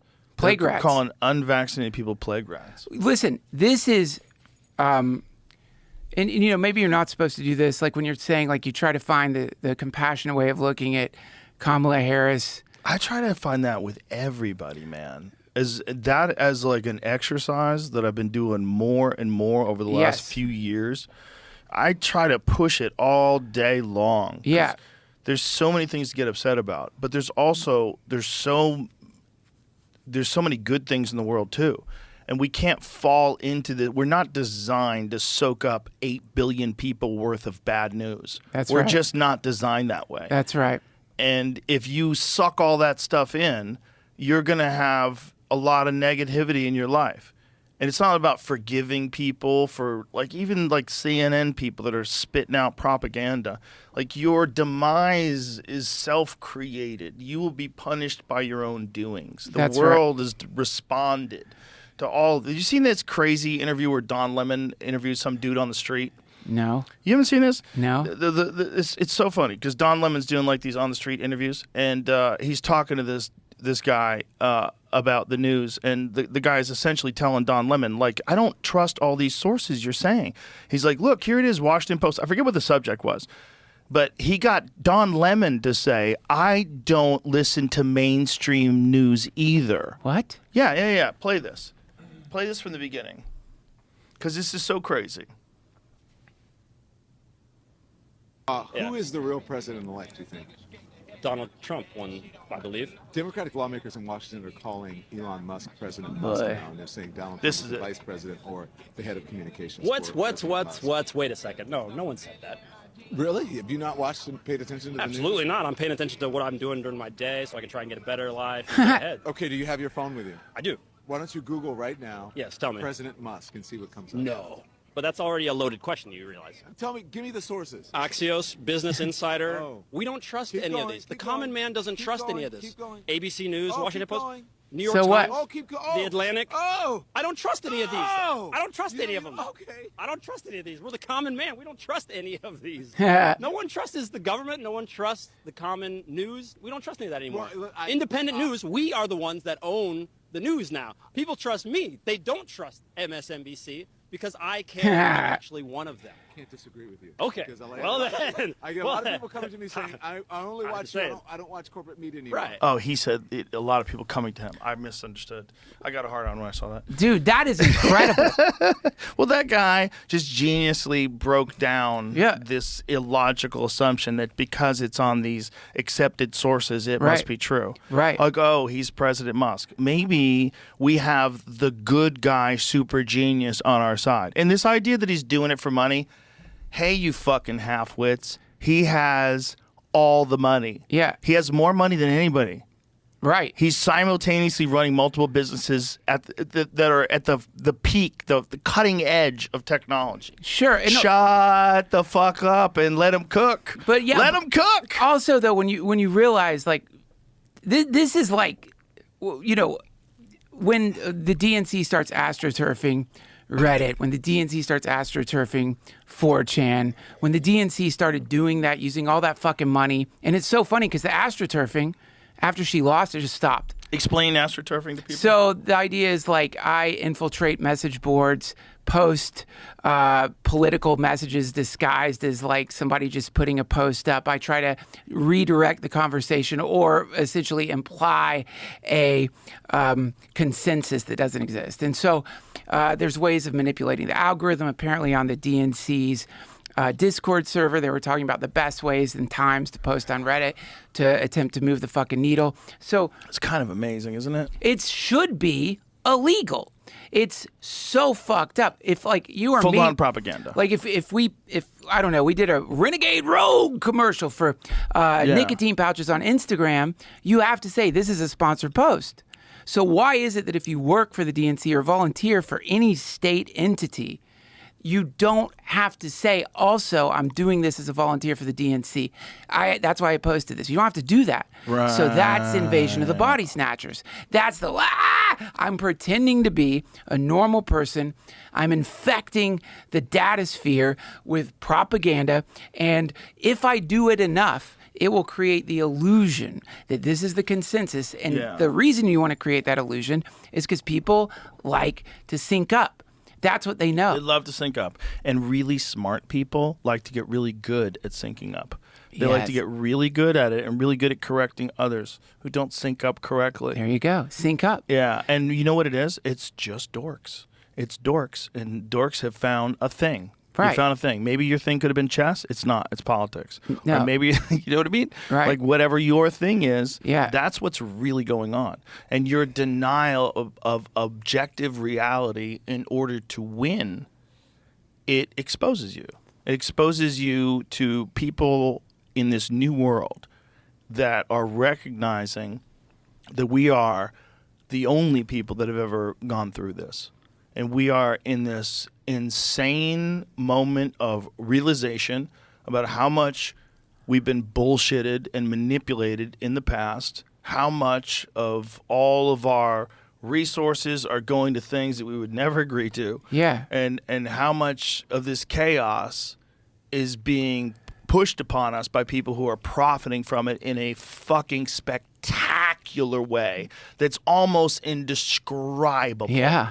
Insane amounts of money Insane in amounts. Control of the narrative, and it's not working. It's not still working. not working. It's not not working. You and I and Jamie in a fucking room Yeah.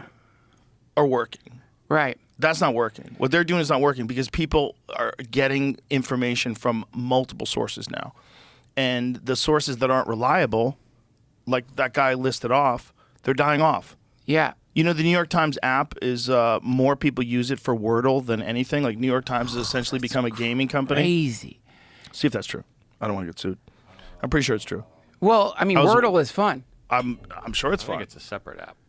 Is it a separate app? Pretty sure. Or is it that Do you mind Wordle if I gets? have more of this? I do Yeah, mind. well, they I'm probably tired of you get more drinking. No, activity. get in Thank there. you. Come on, I'm kidding. Is that what it is? It's probably that. So that Wordle gets more activity for the company. That's what Right. essentially. Yeah, there was a graph. I was too lazy to read the whole graph, but it was breaking down how Wordle is more used than anything. Well, listen, this is... Is that true? Let's make sure that's true. Otherwise, we'll have to cut this out. I don't want New York Times on my ass. Oh, my God, that would suck. That would suck so bad. They've done it before. It's just, that's their job. That's their job. You know, they're just like, that shouldn't be a job where your There you New York go. Times games are more popular than its news. If that's what you want it to be, but here's the thing. It's not necessary anymore. And I think that through the rise of independent journalism, one of the things we're really realizing is that all someone has to do is be consistently objective and intelligent and post things and post takes on things like Coleman Hughes or some of these people. that Yeah. are consistently intelligent, objective, and then you'll develop a following. Yeah. And then you'll become a reliable source of news. That's right. Because I know that if I ask Coleman about X, Y, or Z, and he's informed, he's going to give me a very intelligent breakdown of what it is. You know, there's a few people in my life that are like that, like Andrew Huberman. If I have some sort of health-related question, Peter Attia. Right. I have some sort of like, how are they doing this, and what is this legitimate? Right. And they'll look at it it and they'll analyze it. Like, I've sent Huberman stuff, and he goes over the data.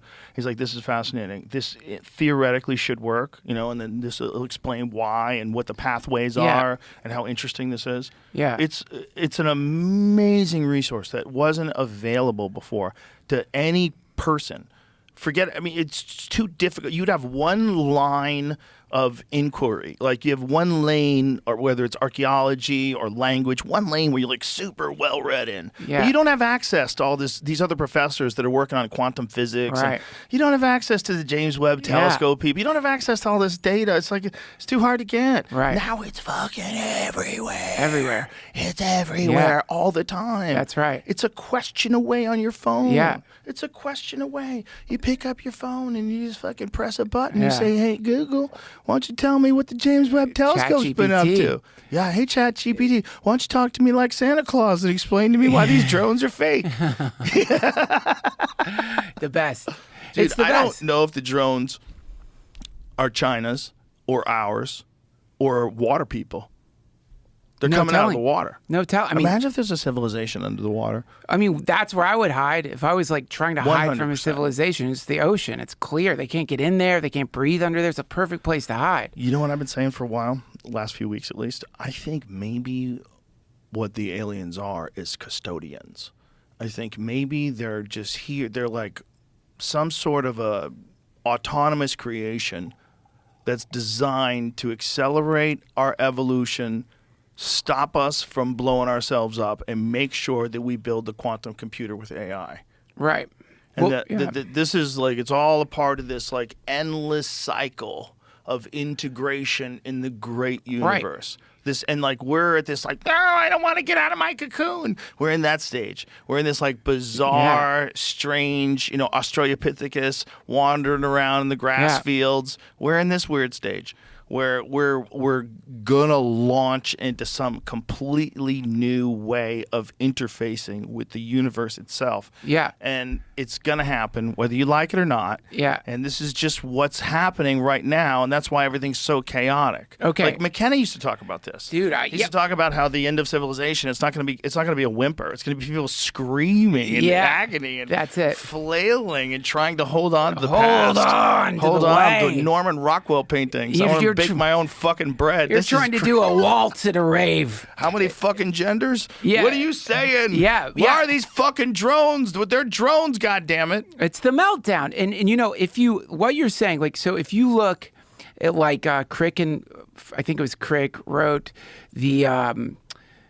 he wrote a paper theorizing about directed panspermia, which is where you put so okay, directed panspermia. I get some kind of nanobot, which is, I guess you could say that's what DNA is, nanobot precursor. Essentially, like, where I think it's weird, and maybe I don't understand what he's doing completely. It's weird to me that Musk wants to send humans to Mars, because it seems like it would make way more sense pre-sending humans to send drones, robots, to construct whatever it is you need to survive on Mars, to go in the caves, build the fucking...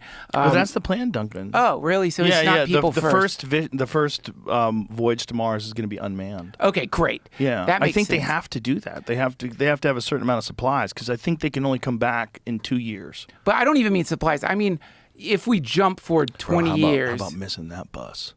The Mars bus? The 2-year bus? Oh, Duncan, you were late. You slept in. That's hilarious. Yeah, you missed the bus. You watched the rocket go up. No, nobody woke me. You fucking cocksuckers. Imagine if you're like, Duncan is such a fucking douchebag. Let's leave him here. Let's leave him on Mars. There's plenty of potatoes. He can live. That is Let's so leave him fucked here. up. Fuck him. Make him fertilize his potatoes with his own shit, like So Damon. Yeah, like Matt Damon did in that Martian movie. Dude, so so obviously, like, the way you're going to want to colonize habitable worlds is you create not just this nanobot, but you make it so the nanobot can only survive in environments that you would live in. Meaning, and then encoded in the nanobot is the end destination, what you're talking about, the quantum computers, some kind of AI that then will naturally uncover faster than light travel, wormholes, whatever the fuck it is. And then when the wormholes open up, you can instantaneously travel to habitable planets, right? So can I tell you Terrence Howard's idea? Yeah. It's a great idea. Yeah. he thinks that we have it all wrong when it comes to the formation of planets and the creation of life. He thinks what happens is the sun is constantly ejecting things, right? You see these coronal mass ejections, crazy, millions of times like longer than, the distance between whatever and whatever. I don't know. Just scary. Crazy, bigger than Earth, right? That he thinks these particles coalesce in space outside of the gravity of the sun, and they orbit the sun, and very close at first. But then as time goes on, they move further and further away. Whoa. And they get to a place where they're in this position like Earth is. And then they people. Wow. They flower. Just like when you plant a seed, when the water comes. So cool. He goes, and then it has to be sophisticated enough to adapt because the planet is eventually going to move out of the habitable zone. Wow. And he thinks that Mars, at one point in time, probably had civilization and life. And then as Mars got further and further and further out from the protection of the sun, it eventually got too cold, and it eventually got hit by something. It lost its atmosphere, and now it's just desert. That's so cool. Well, now they know there's water on Mars. Yeah. They know. It used to be just the craziest of conspiracy Right. theories. Oh, there's no water on Mars. Yeah. There's no evidence of water. How could a society live there? But, this is the nuttiest of nutty. But some remote viewer went to Mars 1 million years ago and said there were pyramids there. And, Sure. and there was a civilization there. Yeah. And there's tribes. No, actually, they think they came from the planet Sirius, right? Like the Dogon tribe. Yeah. They believe that all people came from another planet. Yeah. Like, if you were in Mars and you're 1,000 years advanced from us, and they never figure out AI, so they could just go in a different direction. They're like super, super advanced though, where they could travel through the space between the planets. And you get to a point where you're like, hey guys, we got about a decade. Yeah. We got about 1 decade where life can exist on this fucking planet. We got to get off of this now. Earth is ready. There's some monkeys there. There's a bunch of shit there. It's like, we could just go there. Yeah. We just go there. Well, And then we just monked around with them. Like, these guys are developing like really slowly. Like, why don't we just? And then Homo Work on 'em. sapiens. Yay! Look, Homo there you sapiens. go.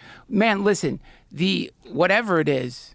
Definitely I'm not sure, what I just described. No, whatever it is not that. I wasn't believing it as I was saying it. I was like, that's crazy. But dude, I think maybe. You look at just the concept of epigenetics and what we're doing right now. You look at the statistical probability of DNA evolving based on the age of the planet. You look at these things, and not just that, you look at the mythologies of the world. It all points towards some kind of advanced intelligence bioengineering a planet for some reason or another. I mean, even like, have you ever read the parable of the sower? You know that Jesus said. Do you mind pulling that up, Jamie? I don't have it memorized yet. The parable of the sower.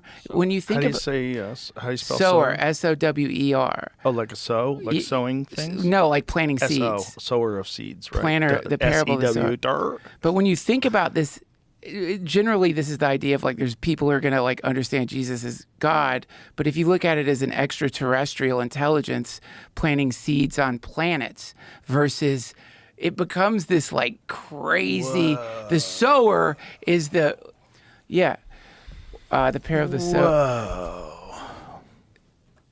Though seeing, they do not see. Though hearing, they do not hear or understand. And then, where is it? Then he told, a farmer went out to sow his seed. As he was scattering the seeds, some fell along the path and the birds ate it up. Some fell on rocky places where it did not have much soil. It sprang up quickly because the soil was shallow, but when the sun came up, the plants were scorched and they withered because they had no root. Other seed fell among thorns, which grew up and choked the plants. Still other seed fell on good soil where it produced a crop, 100, 60, or 30 times what was sown. Whoever has ears, let them hear. Whoa. Listen to this. The disciples came to him and asked, "Why do you speak to the people in parables?"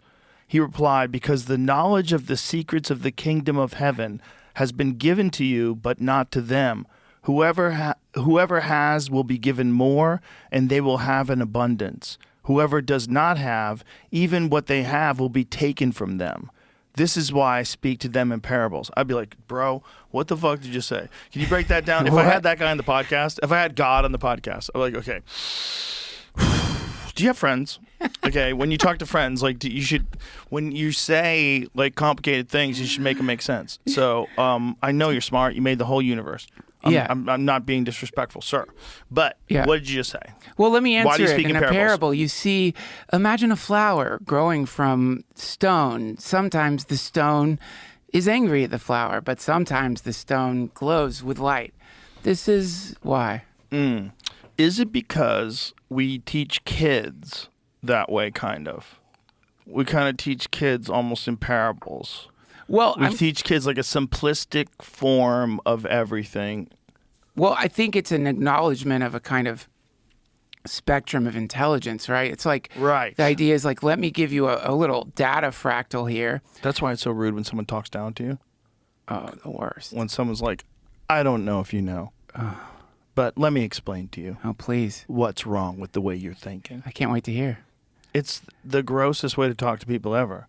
It is. It's an absolutely a sign of low intelligence if you're so idiotic that you think and you're being mean. Yeah, but how do you feel think? But you're deciding to be mean about a point of discussion. That's right. That's what it is. You're deciding to be mean instead of saying, I have a lot of knowledge about this. If I could tell you what I know, like this is why I believe what you're saying is not true. Yeah. Because I actually have a PhD in this, and this is how we know this, and this is how we know that. Right. And then you go, oh, that's essentially what Eric Weinstein did to Terrence Howard.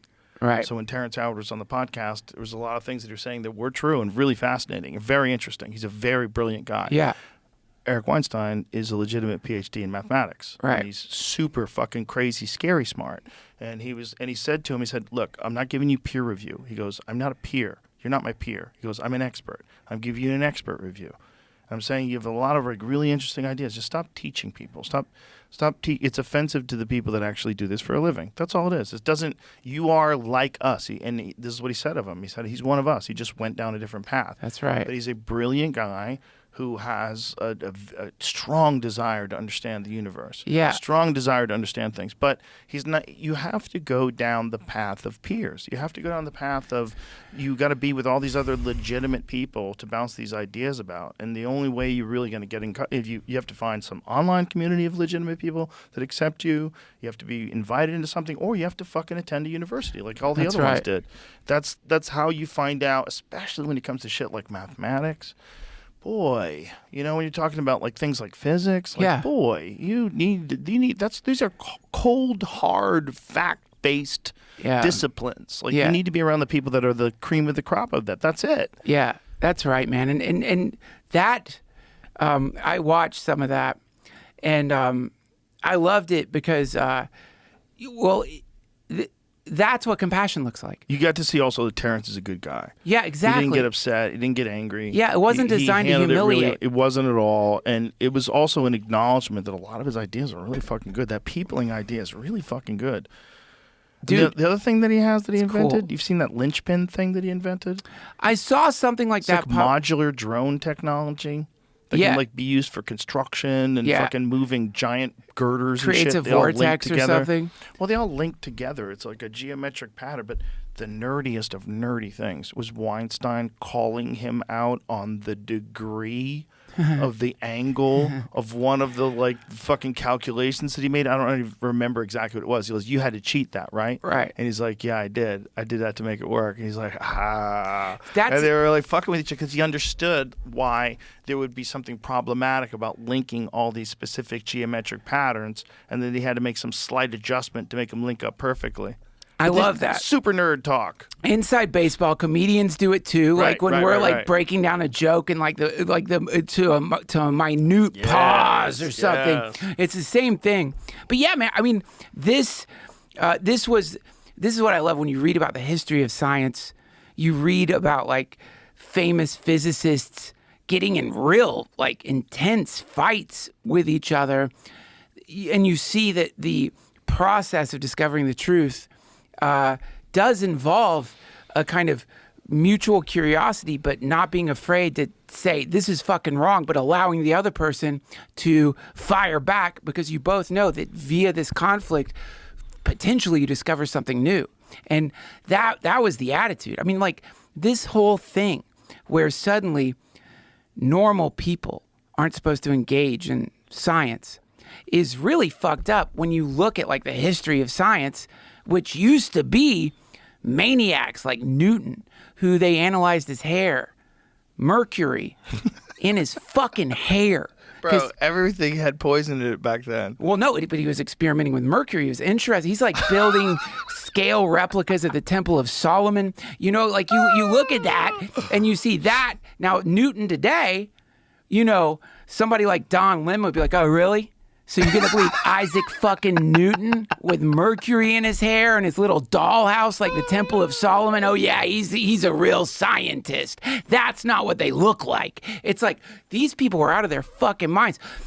Sigmund Freud just injecting fucking liquid cocaine into his veins. You look at like the history. Freaking out about his mom. Fucking shoving cigars up his ass.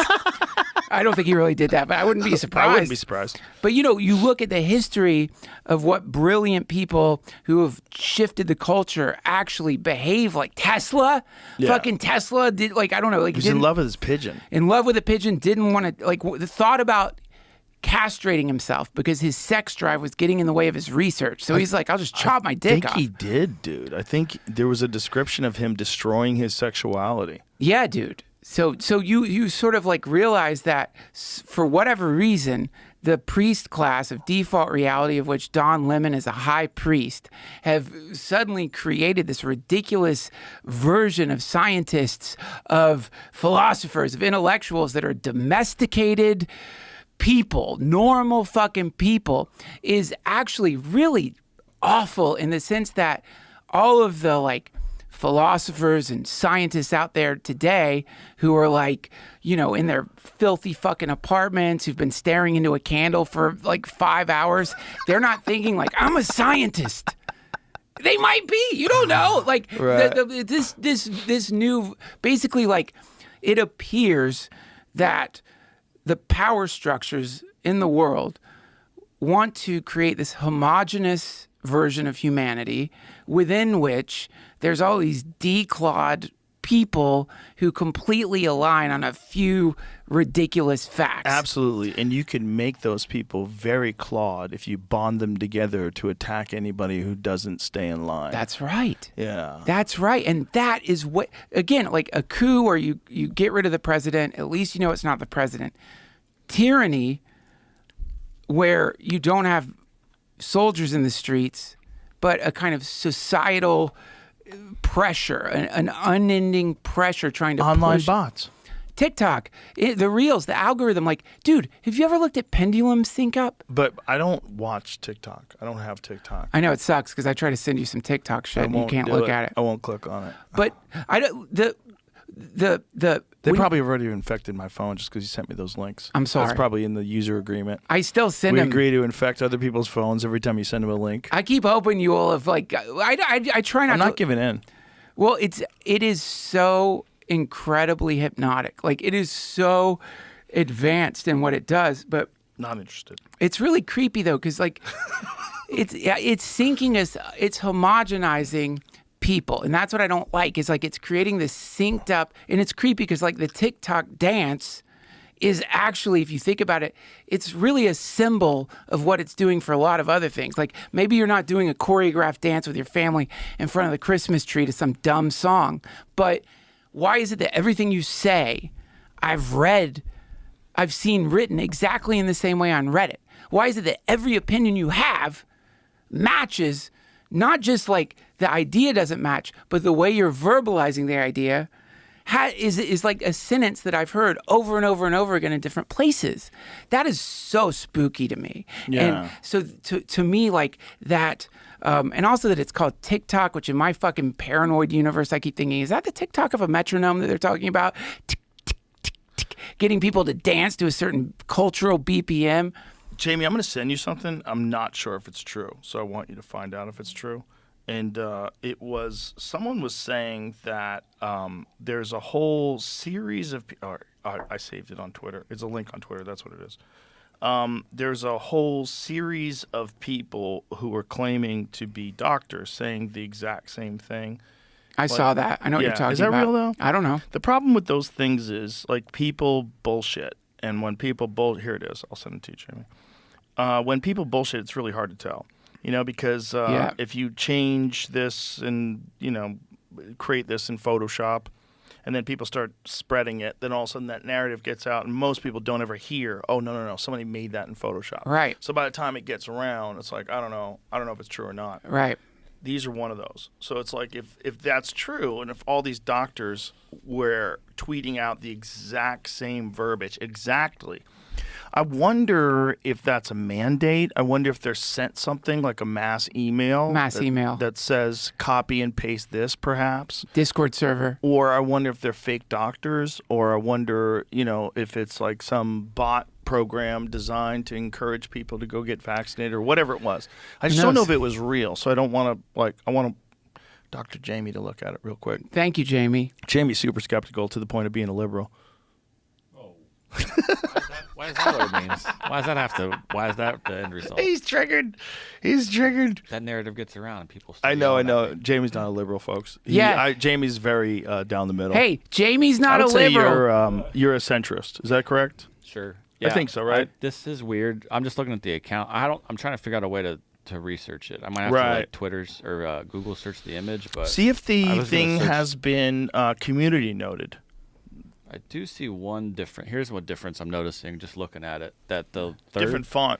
Well, the third thing that they're saying is a little different because it's starting to be a joke. Sugma is a joke. That's something that's Sugma nuts. Oh, really? Yeah. Ligma nuts. Ligma is another one. Hilarious. That's hilarious. That's a brilliant troll. Oh, that's very funny. It's already in troll space, but okay. So it does mean. Oh, so it could be that a bunch of people just decided to retweet it for funsies.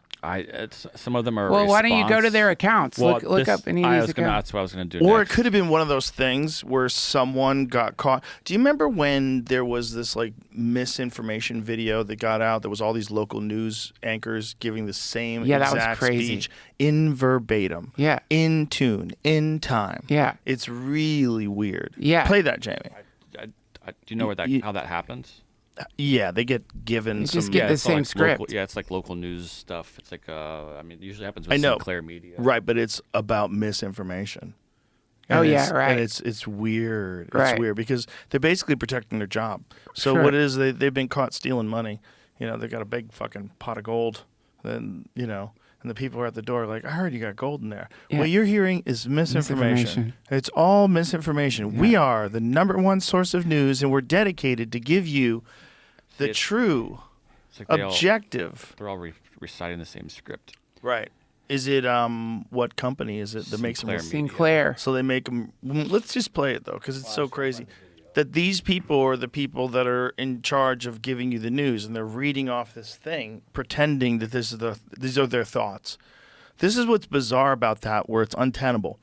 Because people know those are not their thoughts. They know they're reading off a script. Right. Everybody knows it. So it doesn't work. You're just making noise with your mouth, and people are still on Twitter. Well, they get... you know what I mean? They're still like reading what's actually going on versus what you're saying. Also, the idea is you get these people to dress up like humans and then just get them to like in tone whatever the fucking thing is you want them to read, and we think they're one of us, and so we believe them. Jamie, did I send you the thing where the girl is, the woman is giving a press conference on the UAPs and the drones, and she's saying we don't know what they are, they're not ours, and they're not an adversaries. That's I think I tweeted it. I sent it to you. That's the one where she's wearing the UFO message. Necklace. You'll see she's wearing a UFO necklace. She's a kook. Is she a kook? Who is this lady? I don't know. Is this a legit press conference? All I know is she's in front of a podium, so I trust her. That's what I go by. It's a if podium. you can get all the way the fuck up there and nobody tackles you. Must be telling the truth. You got to be legit. Yeah. You're at the podium. Totally. Yeah. Yeah. You're at the Sacred Scrolls. There's a flag behind you. I'm going to buy Aria Torah.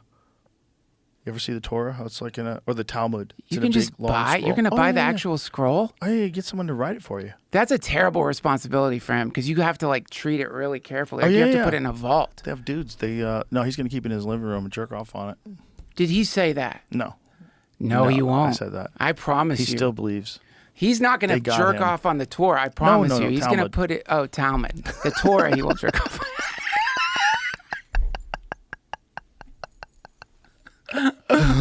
Dude, how about this one? Jamie, can you find... You remember that lady they hired for the Ministry of Info? It wasn't called that, but it was like... Ministry of Disinformation. Okay, can you find the Ministry of Disinformation lady singing Supercalifragilisticexpialidocious? Yeah. You've seen that. I've Of course seen it. you've Yeah. seen that. Yeah. That was Cindy crazy. Orwell, I think her Cindy name is. Orwell. That's not her name. I just made that up. Oh, that would be awesome. She's like such a loon, and this idea that this person's going to be in charge of what's legitimate and not. There's too many things, and this is what people are realizing. There's too many things that they told us were not legitimate just 3 years ago that are 100% fact now, and everybody knows that. And this is this latest, what is the House committee thing on with COVID and the Wuhan lab leak, and this lady. This is the craziest shit I've ever seen. Nina Jankovic.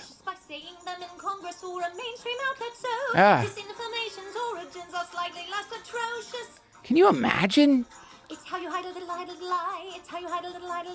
It's how you hide a little They think we're idiots. Rudy Giuliani shared bad intel from Ukraine. Or when TikTok influencers say COVID can cause pain. They're laundering disinfo and we really should take note and not support their lies with our wallet, voice or vote. Oh, information is really quite It's kind of catchy.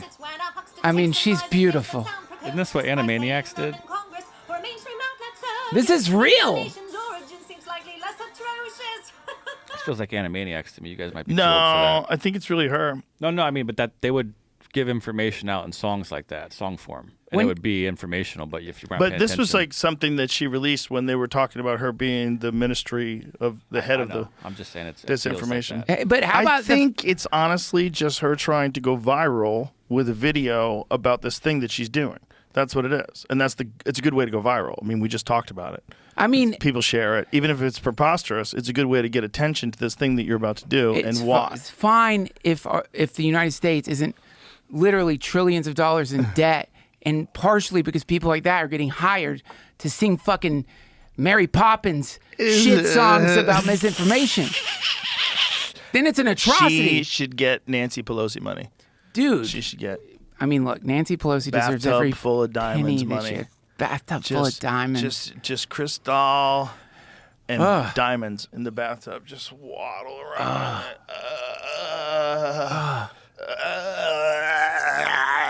And just hang in there until that fucking genetic engineering comes. You could be young again. What was it she said? Joe Biden should be on Mount Rushmore. Yeah, good call. Dude. Good call. He's definitely not going to send you in jail.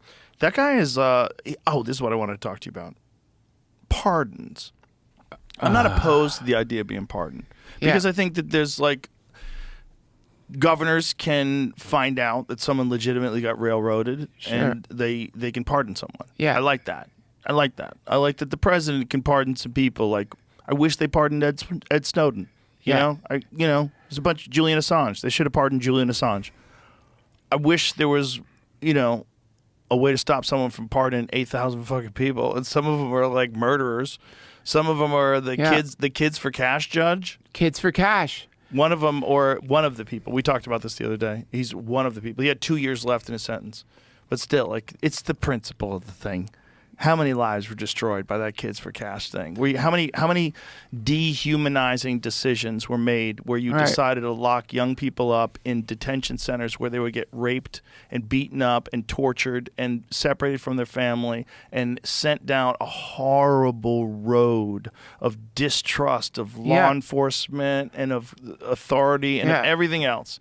Everything else. You're basically setting them up for a life of being a fucking loser unless they have the strongest of wills and they can figure out a way to stay positive and get through it and then use that to fuel whatever the fuck they do. That's so rare, man.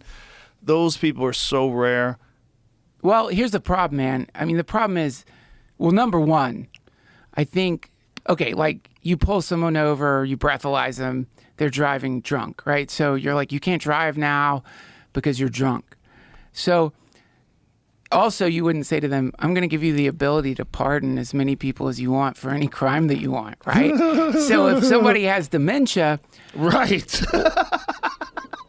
Why can they do all the pardons? It's kind of That's so weird. crazy. It's That's crazy. such a great point that I never even thought of. Yeah, like so. Why would you still give him that power? Well, the other thing that's really fucking crazy about it is, I don't know what the president makes a year, but it's not enough money. We barely pay the president anything. So I think it's like $400,000. $400,000 a year. You can't say that's barely enough. That's barely anything. No, I mean for the actual job. I mean, literally every day you're shitting blood because no matter what you do, you say the wrong thing, 5,000 people accidentally die. It's the most stressful job on earth. I'm saying the actual thing, theoretically, in my mind. So I would say, you know, in the way that we pay our football players a shit ton of money, baseball players a shit ton of money, the dude theoretically keeping our country from getting nuked should make a lot of money. Why not? How about this? How about we pay them more, but they can't do speeches? No speeches afterwards. No paid speeches when you leave. You can write books. You can write books, but none of those paid bank speeches. Dude, none of those $500,000 speeches. To me, it's like on your way out, you sell pardons. On your way out, you via some God knows what mechanism that's probably been in place for a long time. Right. People are able to give you this or that, and you pardon that person. Yeah. That's where it's fucked up. Is like, dude, come on, bro. Like, come on, man. That's trading. That's how it works. That's how it works. I give you a little of this, you give me a little of that, and we do it right in front of the world. And dude, we're gonna let out murderers. And then especially if you got cooed. So especially you got cooed, you got humiliated. They didn't give you your drugs. Why isn't he letting out Joe Exotic? It's insane. Let him out. Why not?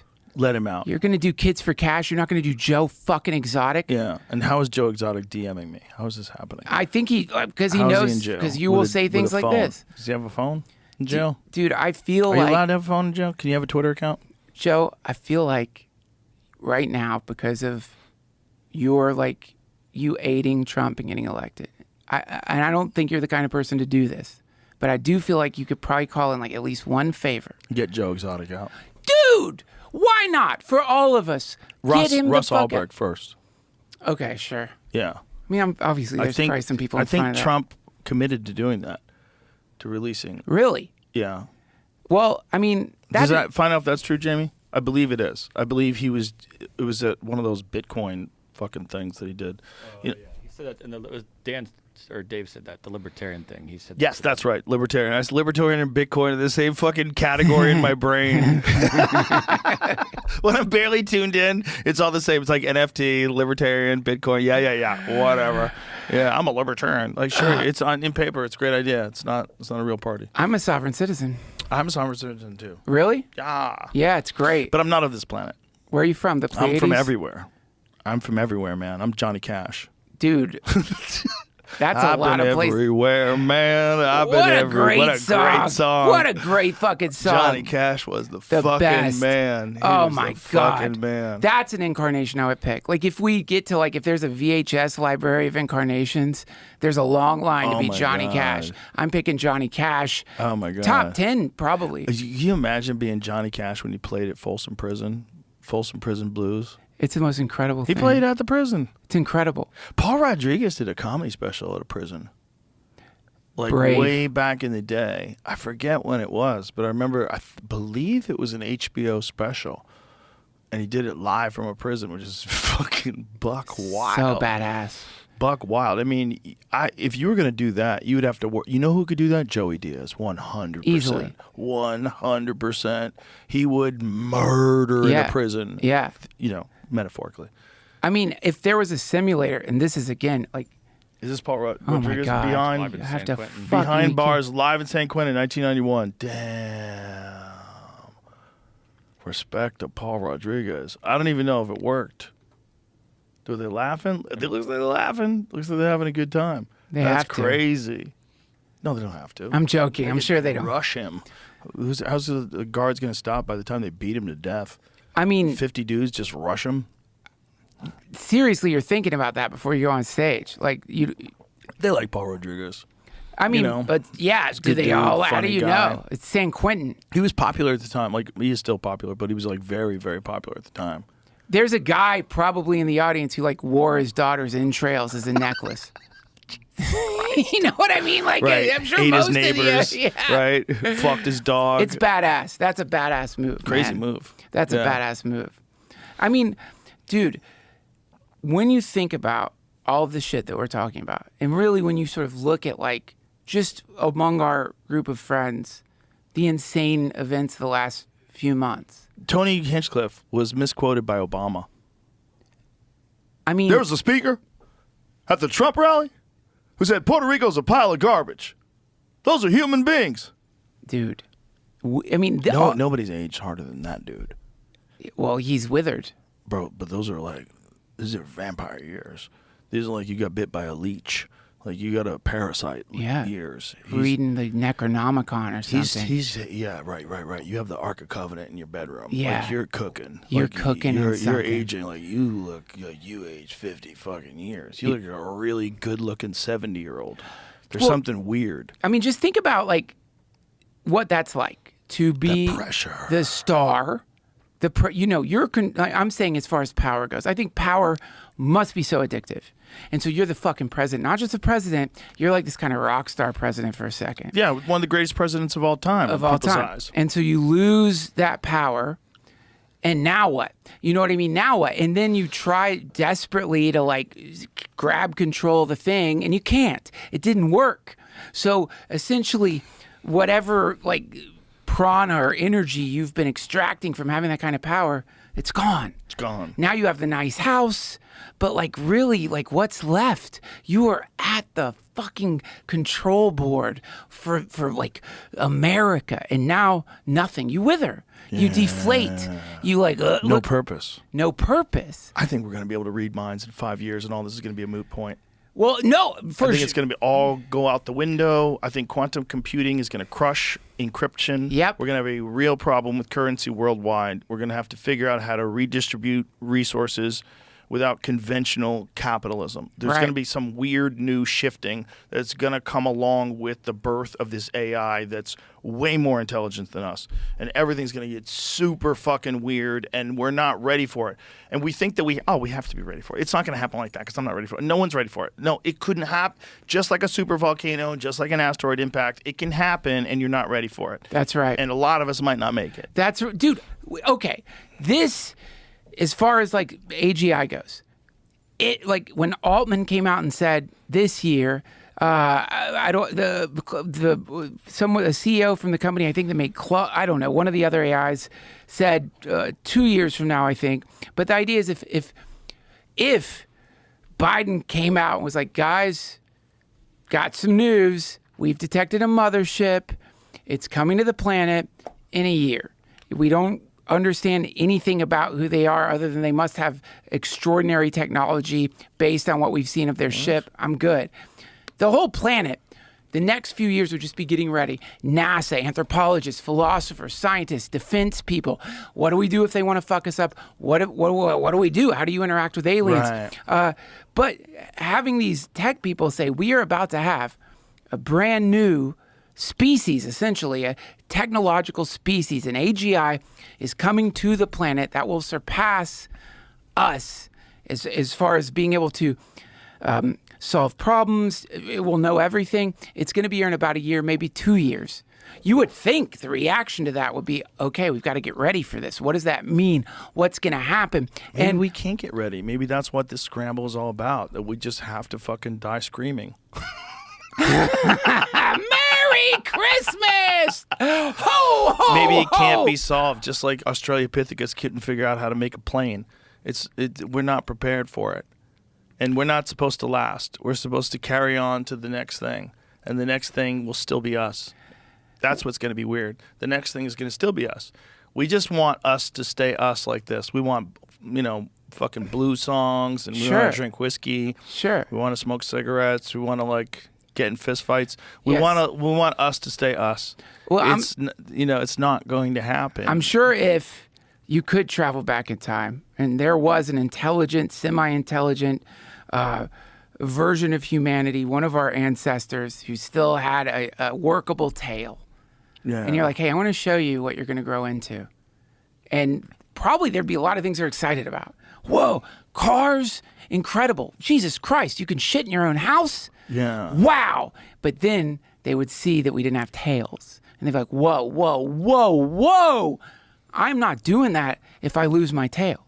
So this is for sure the sort of cultural drama that we're seeing is, and you know, the trans controversy, there's aspects to it where, like, yeah, why dudes shouldn't be in sports. But the reality is where we're going is going to make that controversy seem like nothing. Not only that, it seems like if you wanted to have an evolutionary path towards a genderless society, wouldn't you have that society, if you wanted to tame the wild primate, wouldn't you have that society be completely addicted to plastic? They use plastic for everything, which is an endocrine disruptor. So you have these plastic and these chemicals that get into the body, lower testosterone, shrink dicks, shrink taints. Dr. Shanna Swan's They work. shrink taints? Yeah. Shanna Swan, have you ever talked to her? I didn't know the taint could shrink. You should talk. No, well, it's in utero. So this is what happens when you introduce mammals to that. Her book is called Countdown. That's right. I used to remember it. It's a great book. She's really fun too. She's a really fascinating person. But what they found is with mammals, when you introduce phthalates, which are these plastics, like microplastics and the chemicals that come off of them, into pregnant women or pregnant mice, the babies have smaller taints. And then a taint is one of the best ways to distinguish a male or a female in mammals. No way. In males, the taint is 50 to 100% longer. Is it really called the taint? They don't call it the taint. They have a word for it. She told me, but she calls it the taint because she's fun. Okay. She has a thing on her website called the Jizz Quiz. It's very funny. She's very funny, and she's a really distinguished professor. But what she's saying essentially is that these plastics are lowering hormone levels. They are lowering birth rate levels. They're increasing in the amount of miscarriages that women have. So that all these things she believes are completely connected. And that this hormone disruptor that is on these plastics is causing people to become sicker and a little bit deformed because your hormones aren't expressing themselves correctly because they're being poisoned. Right. If you were a society, like if you were going to get to where the aliens are, they look genderless, don't they? Yeah, sure. Don't you think that's probably us in the future? Aren't you glad they're genderless? Sure. Can you imagine if the Greys had big swinging dicks? Giant hogs. It would be horrible. Those Grey pictures would be very different. Very different. Standing over your bed, jacking off in your face. Horrible. Yeah, while you're paralyzed, you're sitting there like, you fucking piece of shit.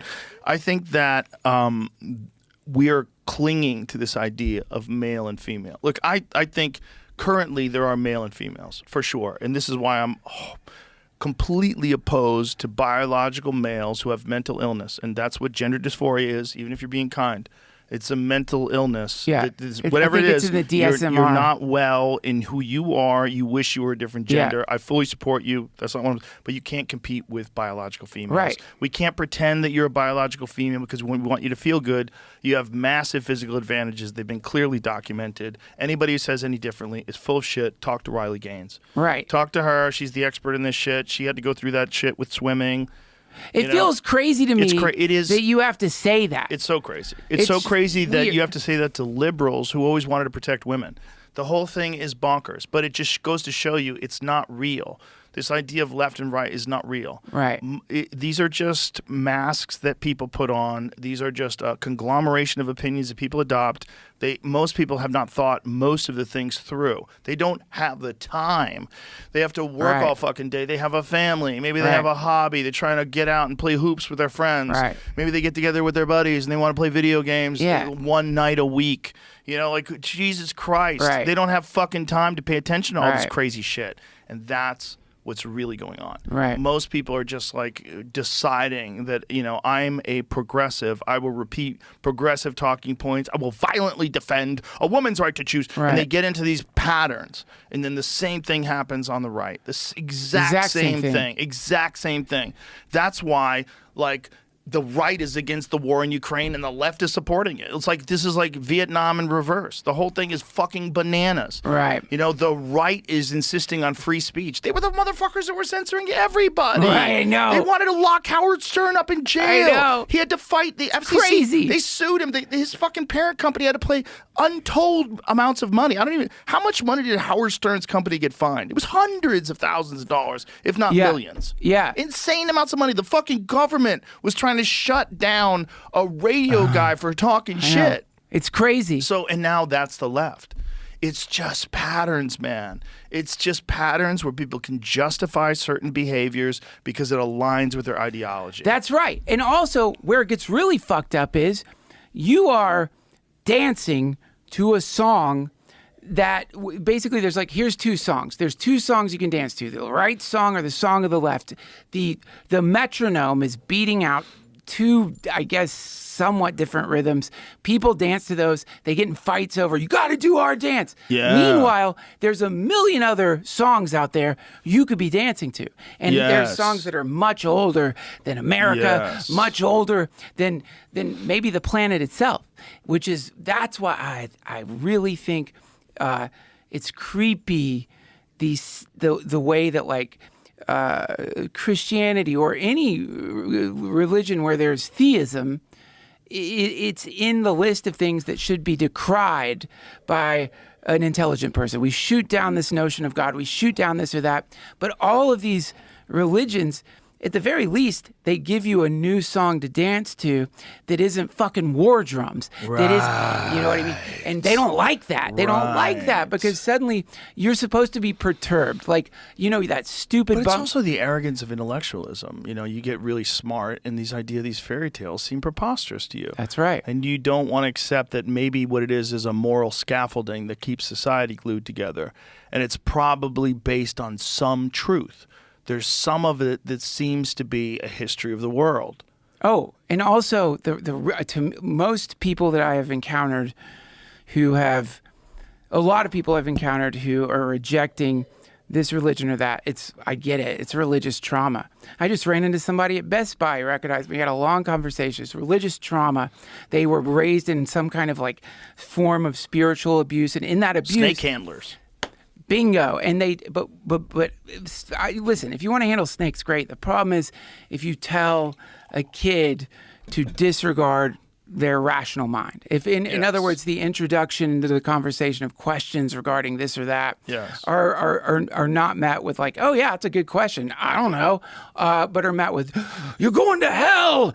You're going to hell. You're demon possessed. Then you experience that. And of course you must reject the thing. It's like when you have a hangover and you smell tequila, you can't connect. Right. So I get it. But the main thing is what I love about religion or Christianity is it's like, just try it on for size. What happens if you pray? I know you don't believe in it. Sounds insane. What the fuck are they talking about? It sounds absolutely nuts. I know it sounds absolutely nuts. Now, what happens if you pray? Just for a few days. What happens if you pray? And then once you start doing the experiment, it starts off with like, this is just, I'm going to do it. It's probably bullshit, opium of the masses. But then you realize you're getting pulled in, not in a bad way. But right away, there seems to be some feeling of connection, some sense of something a little different than what you're used to experiencing. And sometimes that can get really scary for people. And they're like, fuck this. No, it's getting me. And it's like, to me, that should be the experiment of anyone who's skeptical. And if you're skeptical about Christianity or any religion, you should be. You should 100% be skeptical of, it's like what Mark Twain said, religion is what happened when the first con man met the first fool. You should be skeptical.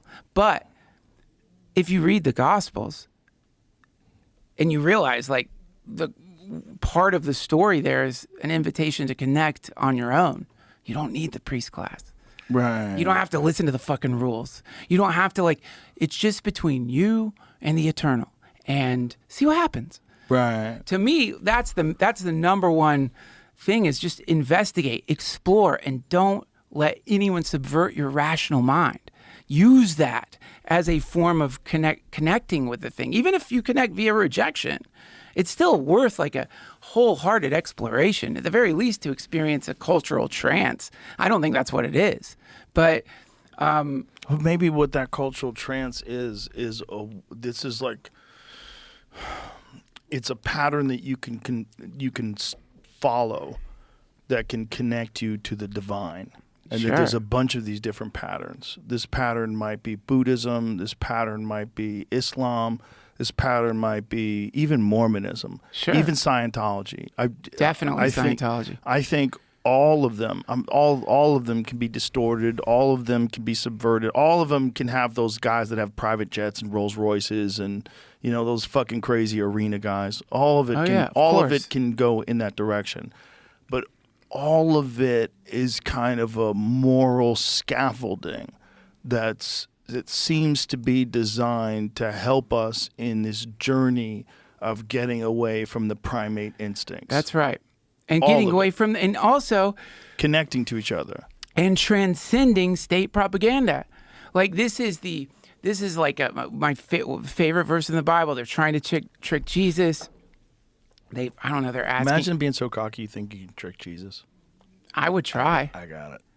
Maybe. Fuck that, dude. Would be cool if you could. I'm going to bring out 3-card money. We're going to get him. Imagine Jesus walking down New York City and watching him play 3-card money and getting suckered in.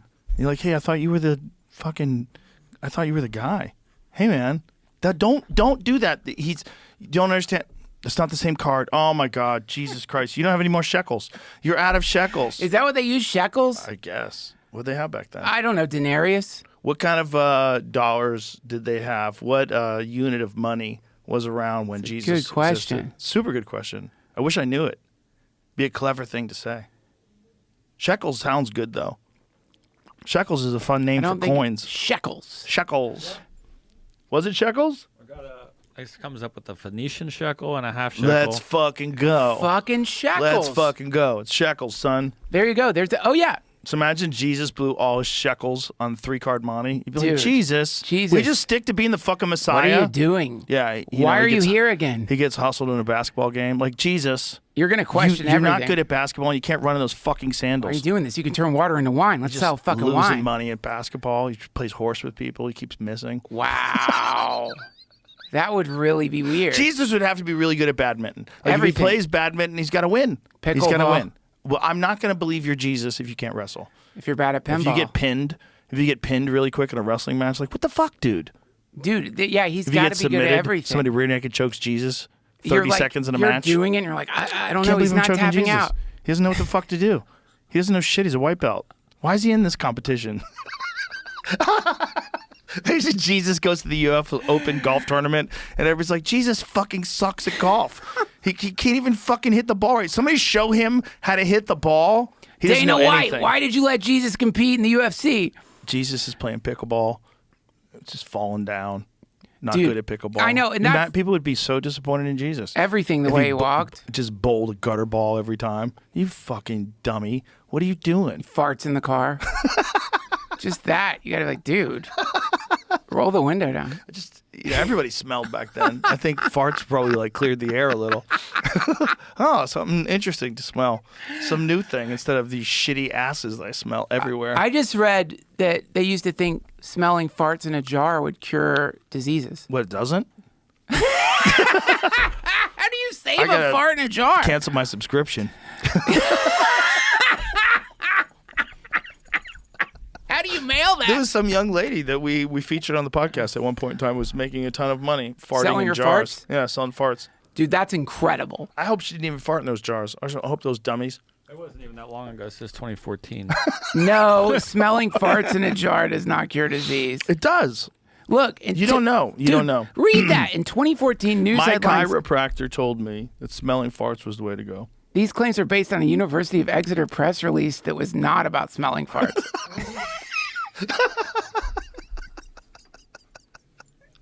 Imagine. Have you heard of this new medication they're giving cows to make them fart less? There you go. During the plague.